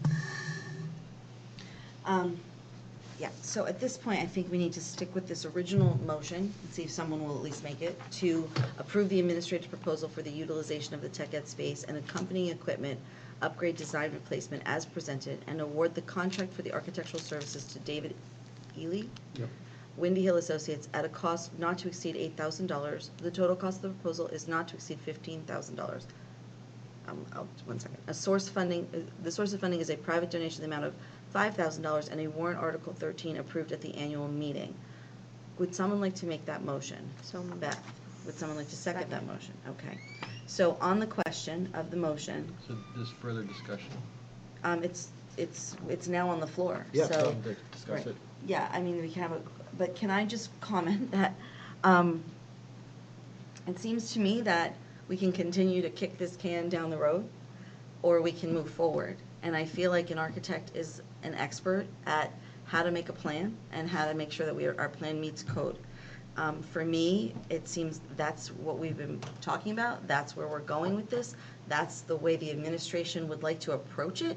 There could be a different approach, and the different approach could be just as valuable or just as accurate or just as admirable. But this is the approach that the administration would like to take. And for me, I support that. Okay. May I ask a question? Sure. What is driving the difference between the 8,000 and the 15,000? What does that cover? Sure. In my proposal, Tom, the 8,000 was for the architect, 2,500 was for the flooring of room 103. I had done a proposal for a storage container, a rental. I can look at that, but that's And how much had you allocated for that? $625. $625? Yep. And then I had $3,875 to remove equipment, because some of it's going to have to be disposed of. Now, there's a potential that some of that equipment could generate revenue. If that was the case, I would bring that back to the board and accept it to go back into the project to be reallocated for a future expense. Okay. And so that's 3875, 3945, 7.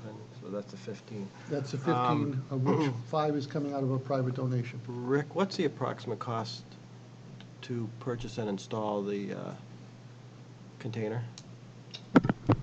In 2016, I think it was around $5,600. Is there the probability that that would have ongoing use for robotics? I would say yes, in terms of because what happens with robotics... Are you familiar with those containers? They're not heated, but they have good access. Would that provide usable resources throughout the season? Well, again, let me jump in, and you guys can say if I'm wrong, because you know better.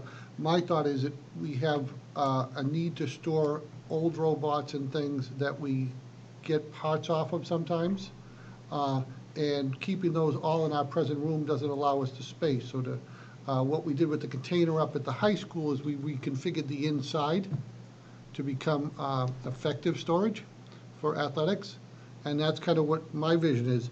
I think I do agree with Tom that I would purchase it if you felt it had an ongoing value. If you didn't, then I would say we'd just rent the container. There's also the possibility of getting a 20-footer instead of a 40-footer. Right. Yeah, if you want to just... But just to can you, in terms of getting rid of the equipment, I think at most, at worst, you can get that removed for zero. For salvage value alone, I know that you can, if you're ready, go ahead. No, that's okay. But I'm pretty sure that, I'm quite confident that someone would want it, and will take it out at no cost if they don't have to pay for it. There's the possibility that someone will pay for it, but I think the easiest thing that you could do, and on very short notice, that there are people who will come and get that simply for the scrap value of the metal, if not for its use. So let's assume that you guys will try to do it for zero, but you've estimated the $38.75 as potential if you can't. Well, that's what I'm trying to think is, can that money get converted to buying a storage container instead of that 15 grand? Ken, did you have a comment on the storage container? This is Ken St. Hilaire, who's on the Facilities Committee for the Hi, Ken last St. Hilaire from 2 years. Hayden Road. Throughout the facilities discussions that we've had over the past year, we've often talked about having cold storage or a place to put the things that the team doesn't use on a regular basis. So whether it's old robot components or some of the materials that we had for the competition events that we needed to put it somewhere and only access it once in a great while. So there had been that discussion. We hadn't really spoken about what the cost would be, and I guess that would be something we want to talk through a little bit more closely, just as we start looking at dividing up that allocation of funds that were approved at the warrant with the warrant article. We'd like to understand that and how that all fits in. But yes, having a long-term storage or cold storage, if you will, would always be helpful for the team.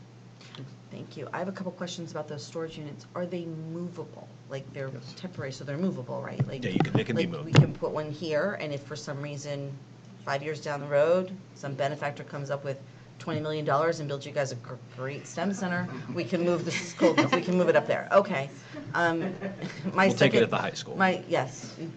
Why are you laughing? No, I'm just kidding. And my second comment is that my experience on the facility committee, on the STEM facility committee, is that we've seen beautiful spaces toward great spaces for robotics programs and for that kind of thing.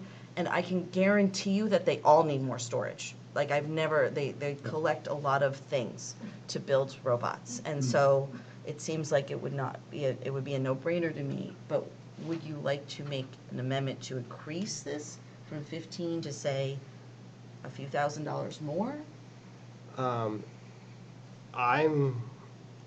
Or do you feel like he's trying to get rid of the $38.75? Well, no, I'm trying to figure out what the total will be to do stuff to get moving with what we know, and we definitely need to have the storage first and foremost so that you can clear the space to start the renovation. The question is, do you rent it and wait and see what you've got left over, or do you invest in it now and have it going forward? And if there is support for investing in it and that's a good use of the money, I would advocate doing it now and forego the rental cost. And would you advocate raising the total? That's what I'm trying to find out. If people were comfortable with the idea of the expectation that we don't have to pay for removal of these things, then you got the $38.75 plus the $6 1/4. You got $4,200 there. That's probably enough for at least a 20-footer, if not a 40-footer. Yeah, I don't disagree with you, Tom, but I would ask the board to consider putting a few more dollars in, because I'm not absolutely sure that we'll be able to get rid of everything, and if there's no money for that, I mean, we're talking about significantly large, heavy equipment. Yeah. I'm not even sure how we'd get it out. Now, I've got a couple of companies that do that, so. Okay. But again, it's got to also be on our time frame, because we have a tight time frame. So if we're waiting, that pushes that time frame back.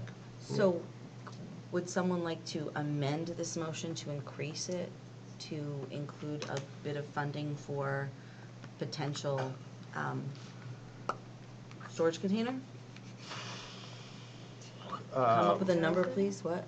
Like 18,000? Yeah, I think that would probably make sense. I would I say think that, 18 would be good. With the intent, Tom, of the goal would be to come back having spent nothing to remove the machinery and getting a storage container for cheaper than that, and being able to say at the next meeting, we still have $2,000 to put back into the project. Would someone like to amend the 15 to 18? So, is that good? Yeah, just the problem, I'm just wondering if we need to put anything else in the motion to be explicit about what the money's funding. So how about, can we make a motion to increase the $15,000 to $18,000 and to amend 15 to 18? I mean, can't that just be an amendment? Okay, so motion to amend So from moved. 15 to 18, that's Beth, and you're seconding? Tom. Beth made the motion. If there's no discussion, if we're all okay, can we move to vote on the amendment? All those in favor of the amendment? It's 5-0. At this point, is there further discussion on the entire motion? Okay, can we take a vote on the motion? So the motion would read the same, except that the total cost of the proposal is not to exceed $18,000. Source of funding is a private donation in the amount of $5,000 and a warrant article 13 approved at the annual meeting. All those in favor? Any opposed? No. So we're 5-0. Okay. I think the rest of this we can fly through. Okay, so, oh great. To see what action the board will take to, we have to do the construction. Is that it? No, it's the. I have the superintendent. Superintendents. yeah. Okay, that's this one. Okay. The fourth one, I think. I'm trying. They're out of order on the, okay. To authorize the superintendent to hire, can I have a motion to authorize the superintendent to hire, accept resignations, and terminate staff during the summer months beginning at the conclusion of the school board's June meeting and require notification to the board of such actions? So moved. It's moved by Tom, seconded by Krista. This is something we do every year to give Andy and his staff the ability to hire so that we can fill positions. Is there any discussion on this? Comments? All those in favor? Any opposed? No. 5-0. How many positions do we still have to fill? I guess I should have asked that before we took a vote, but. Yeah, really, we're moving on. We have two that are both in the final stages. Thank you. Yep, no problem. Okay. Move the athletic trust. Okay. Where's the athletic trust one? Okay. I need a motion to approve the expenditures from the Athletic Expendable Trust Fund in the total amount of $59,996.74 as outlined in the public hearing. Motion by Beth, seconded by? Second. Thank you, Krista. Is there any? Which one are we doing? Athletic The Trust. Athletic Trust first? Athletic Trust, which is, I just read the number, 59. Is there any comments or discussion on that? I'm just, is that stuff that's already spent or stuff that you want to spend? That is stuff that was put into the FY20 budget, Tom. So all those items went through the budget process. Well, it says what was put into the budget was for 67,000. Right, what we do is, if you see there's like an estimate cost that gets us to 67. And then Brian and Ron and, help me, Right. Bob, who's the middle school? Ally. Ally. Go out and actually bid the projects and uniforms and everything. So the difference between the 67 and the second column is what we actually had to spend. That gives us that savings that stays So in the we already trust. spent, is it stuff we bought? Yes, yes, That because was again, we're doing this for the year, so we're That- doing, That was my question. yes, this is We're already doing a done. year in arrears. Correct, thank you. That's Okay. the wording. I couldn't figure out. Thank you for that wording, Liz. Any other questions? All in favor? My only comment is that we had this discussion, oh gosh, 3-4 years ago about how much we wanted to leave, and 40 was, at least at that point, was more than what we wanted to necessarily leave. I'm okay with that. I'm just gonna say something like, I bet we could find something to spend it on. Right, I think we should have a discussion in July or August, Liz, because the buying power that we're getting, Brian's done a tremendous job with Ally in terms of purchasing. So that's why we're seeing this $7,000 to $9,000 of savings. So it is a larger balance. So we might want to look at that. We could discuss a potential use for the athletic field. We could discuss a potential use for accelerating purchases like we did about 3 or 4 years ago. So I agree with you. So I'll work with Holly to put it on a July or August agenda. Okay. Are Yeah. we good? Sure. All those in favor? Okay, 5-0.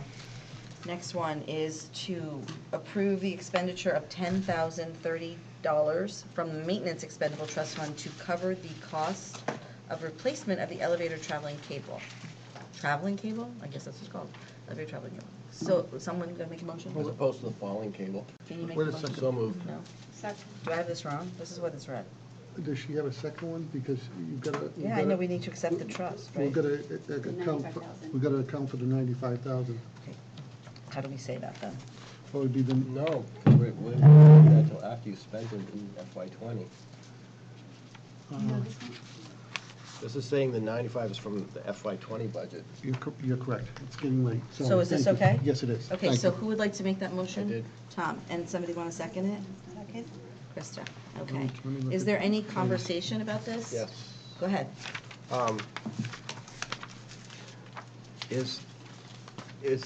Was that the only problem with the elevator? I thought the elevator had other imminent or immediate issue.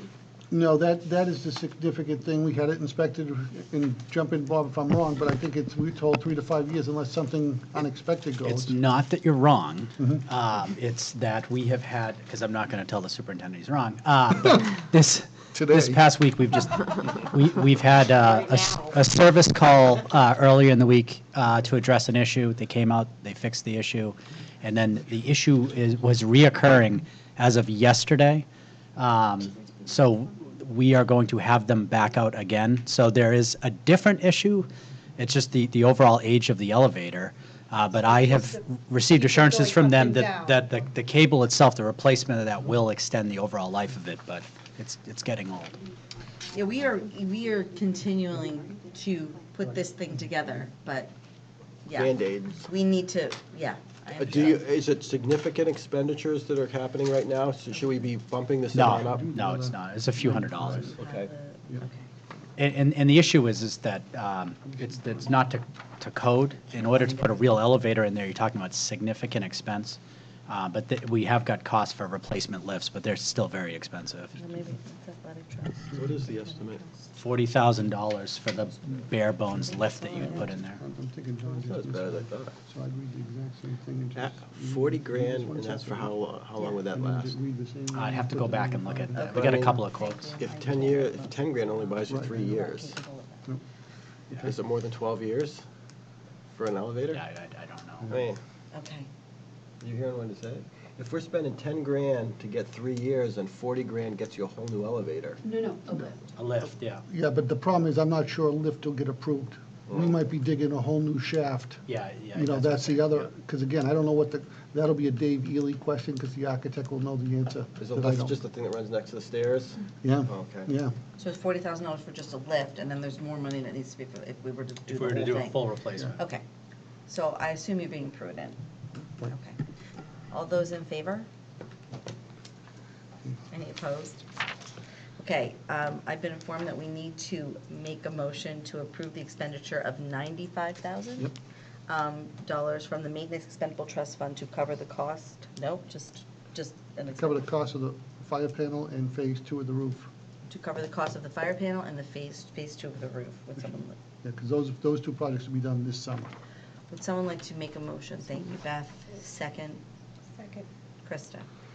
So was that part of the presentation here? Was that part of what? Yes. Yes, Yes, I okay. went through that. I'm sorry, I'm like That's okay. losing Where- my head. Where is that listed? I didn't see that in So Andy talked about it in the public hearing. So it just says FY20 expenditures per FY20 budget documents. okay, that's And it what I was the got. $60,000 fire panel for the middle school. We did a fire panel at the high school last summer for FY19. And then high school phase 2 of the roof for $35,000. So those need to be done this summer. Mm-hmm. Can we do that in this fiscal year? In Yes, because FY20. you're We're still in approving it- an in it. expendable trust, though, it's a But we're trust. still in FY '19.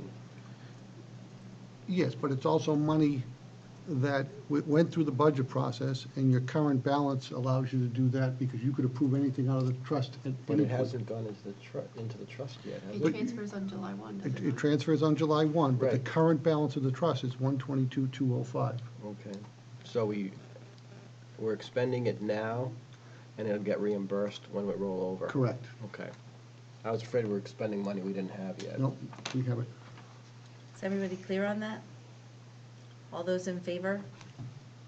Any opposed? Okay, I keep losing my little agenda thing. Here we go. Okay, next. We need to make a motion to approve the contract with Quirk Construction for the construction of the turf field at the Hollis Brookline High School in the amount of $1,457,000, contingent upon all required permits being obtained and all legal matters resolved to meet the specifications outlined by the district's legal counsel. Source of funding is the turf field bond article approved by the voters at the annual meeting. That's how you want that read? And you said you wanted to have it slightly... Well, that's the, Oh. I had given Dawn the contingencies, because I, What was the alteration? Run the, This is, would you like me to read it again? please. Okay. I need a motion to approve the contract with Quirk Construction for the construction of the turf field at the Hollis Brookline High School in the amount of $1,457,000, contingent upon all required permits being obtained and all legal matters resolved to meet the specifications outlined by the district's legal counsel. Source of funding is the turf field bond article approved by the voters at the annual meeting. Before we discuss it, can someone put it on the floor? I need Beth, thank you. Oh, Tom, and Beth second. Perfect. Great. I think the clause after the permits is what I'm concerned about. I don't think we need to have them all resolved. well, my thought, and why I said per legal counsel, is because Jim would make a recommendation to you folks, and then you would make a decision, and then it's resolved. It might not be resolved by the, sometimes we think of resolved as a solution. I'm not thinking of resolved, so maybe you'd like a different word. Would you like to amend the word? Well, when do you want to actually issue the contract? Do you want to wait? Do you want to wait until they're resolved? Do you want to wait until permits are obtained? Well, permits have now been obtained. So we're good All on that. permits are obtained? All permits are obtained. Then we could take that clause out. Okay. Okay, so we're gonna take that out. So we're gonna amend this and remove all permits are retained, being obtained. So do you want to issue the Have a copy of that they could pass it to Do you me think you from want to Don's issue? thing? It's, you can't pull it up on your computer? I have to tether it off my phone right now. Do you think? Gina's gonna take care of me. Do you think you want to have it approve the contract with work contingent upon it, so that you can do the contract, but, so essentially sign the document Mhm.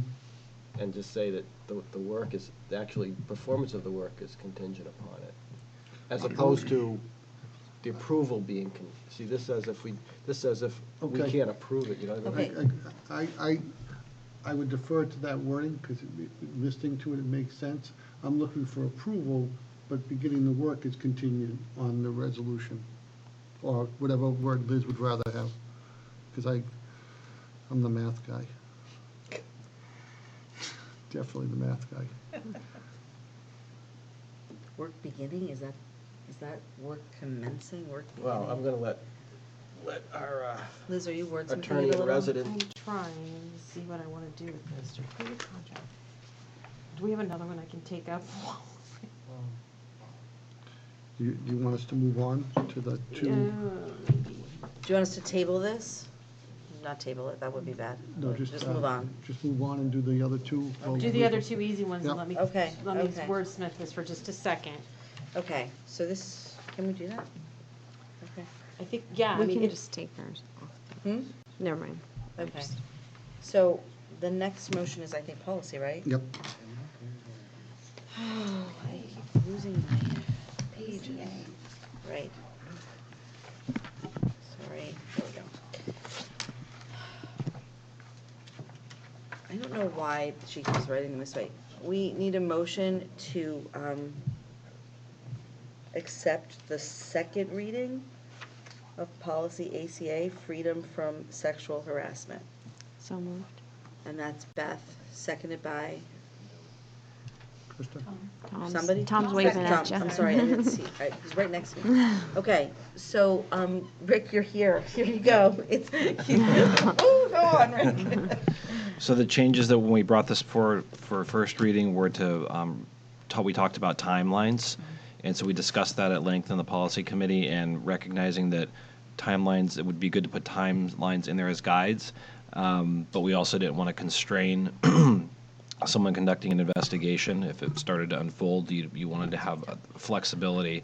So what was changed in here was referencing policy GBAA, specifically section 3, because there's very detailed procedures for reporting. In there, there's a timeline of the report needs to be made immediately to the superintendent, so that in itself is a time.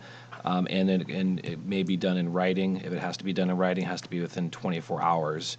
And then within GBA, there's also another reference that the superintendent has to have a status report within 10 days of from the start of the investigation. So there is time embedded within the GBAA as well.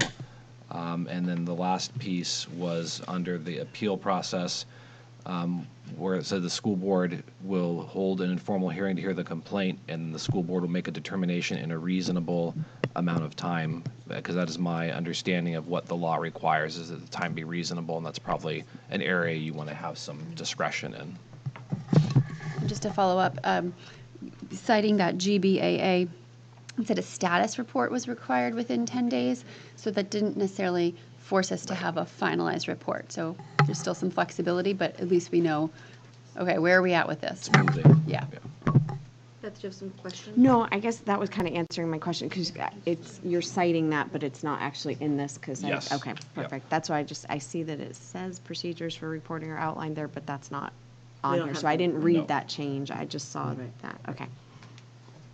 So, I mean, this addresses some of the concerns that were brought up last month regarding making sure there's some sort of time frame within the policy. Would we like to approve it for second reading and bring it back, or should we amend that to be adopt? What's your thought? Dare. I think we could dare. Okay, so can I make a motion, or can someone make a motion to amend the motion on the table to include adopt the policy? Second? Beth? Great. All those in favor of amending this to second reading and adopting? Great. That's good, 5-0. And that's how did we just approve it? No, we. No, we just approved the amendment. Okay, Mm-hmm. now, all those in favor of the policy? Okay, great. So, Okay, so that one's done. And then we have, I need a motion to accept the first reading of policy EHAB, data governance and security. And I don't believe, this has got to go to first reading and then come back again. So we won't be amending that. So can I have a motion? So, thank you, Krista, Beth. Krista, so moved, and Beth. Okay, Gina, would you like to just give us a little summary of this? Sure. So thank you for adopting the data governance plan. This policy is also a requirement, but essentially it's I think it's a summary. It's more of a user-friendly document that outlines some of the definitions and identifies the who of all the required roles that we have in that. So It's just as exciting. it's just as exciting, exactly. There's quite a few legal references. This policy has gone forward for first read in the other two districts. It is a policy that I'd like to see consistent, just because it's with that consistent plan that's been approved in the others. Are there any questions or comments on this at this point? Tom? Who is the head person responsible for the plan and compliance with all the policy? Who does that rest with? Ultimately, the superintendent?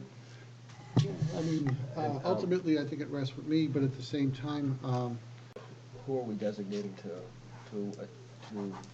monitor compliance? Gina would monitor compliance, and she would tell me when I'm not in compliance. and I would fix it. Okay. And I'm sorry for being, but does the plan dictate how it's monitored or how frequently, or does it have any schedule in it? So we have to go through audits. The audits are going to give us information about potential areas of concern for us to rectify. There are some requirements for continual auditing, long-term, but not necessarily annually. But as things come up, and they come up in a variety of ways, oftentimes they'll come up via Carole or Rich. So Carole or Rich, Kelly and I serve as a team, but typically they'll be notified of certain concerns. Sometimes I'm notified of a particular concern indirectly. I come across some information. Is it more reactive or proactive, do you think? A little bit of both. I mean, a lot of times I'm reacting to something that's come to me, but that's where we're trying to make the shift. And so we will be, we did a training for all staff a year ago. We're going to be doing a training for all staff every September to refresh themselves of policies, procedures. We're implementing additional trainings in addition to like bloodborne pathogens and all those good things. Sounds like a great day. We're going to be adding some other online trainings around, fishing and all that good stuff. Yeah, because I'm just concerned about how difficult it's going to be for people who have their phones or their computers on the network to open the email that just. Yep. Oh, yeah. So personal devices are not supported on the network. Any personal device that is identified on the guest network, yes, but on our network, production network, it's shut down immediately, and we get a call that way. Why don't I have access? And then we can identify the who fairly quickly. So, again, this is just for first reading. All those in favor? We'll see it again next month. Is there anything that we know we want done before second reading? Is there any? I don't think so. Okay, I think the feedback you got was good. Okay, and then I need a motion, Liz. All right, so we'll do a motion to approve the contract with Court Construction for the construction of the turf field at the Hollis Brookline High School in the amount of $1,457,000. Period. Construction is contingent upon legal issues being addressed to the satisfaction of district legal counsel. Great. Liz made the motion. Does someone want to second Liz's motion? Tom. Is there any discussion? Deliberations, comments? Okay. Are they related to the car dealers? Can we get a deal on the van? All those in favor? Okay. Congratulations, Andy. Okay. And then finally, I believe we need a motion to adjourn. No? Process observer. Oh, process observer. Quick. A quick process. Have her thing back after I mauled it. We did really well through deliberation, up until deliberations. Then there was some jerk who really gummed up the works with a bunch of questions and weird proposals, but we made it through. I think the biggest comment I have is that I think we did a really good job of letting people be heard, and despite all of the things going on, I think that's something that we should be congratulated on. However, when I sent a note to Harley and to Andy, I attended the seminar, or the webinars, the 3 series webinars of New Hampshire SBA about the role of school boards in general. And one of the things that they pointed out is that our main objective as a school board is to focus on student outcome. And they say it's worth looking at agendas to see how much of your time is spent on things that directly affect student outcome. And Tonight we did pretty well. it's better than average, but it's still, I would say, less than the ideal. So we can continue to look at that. Great. Thank you, Tom. Any other comments? Motion to adjourn? So moved. Tom, seconded Krista. All those in favor? Okay. We are out of here.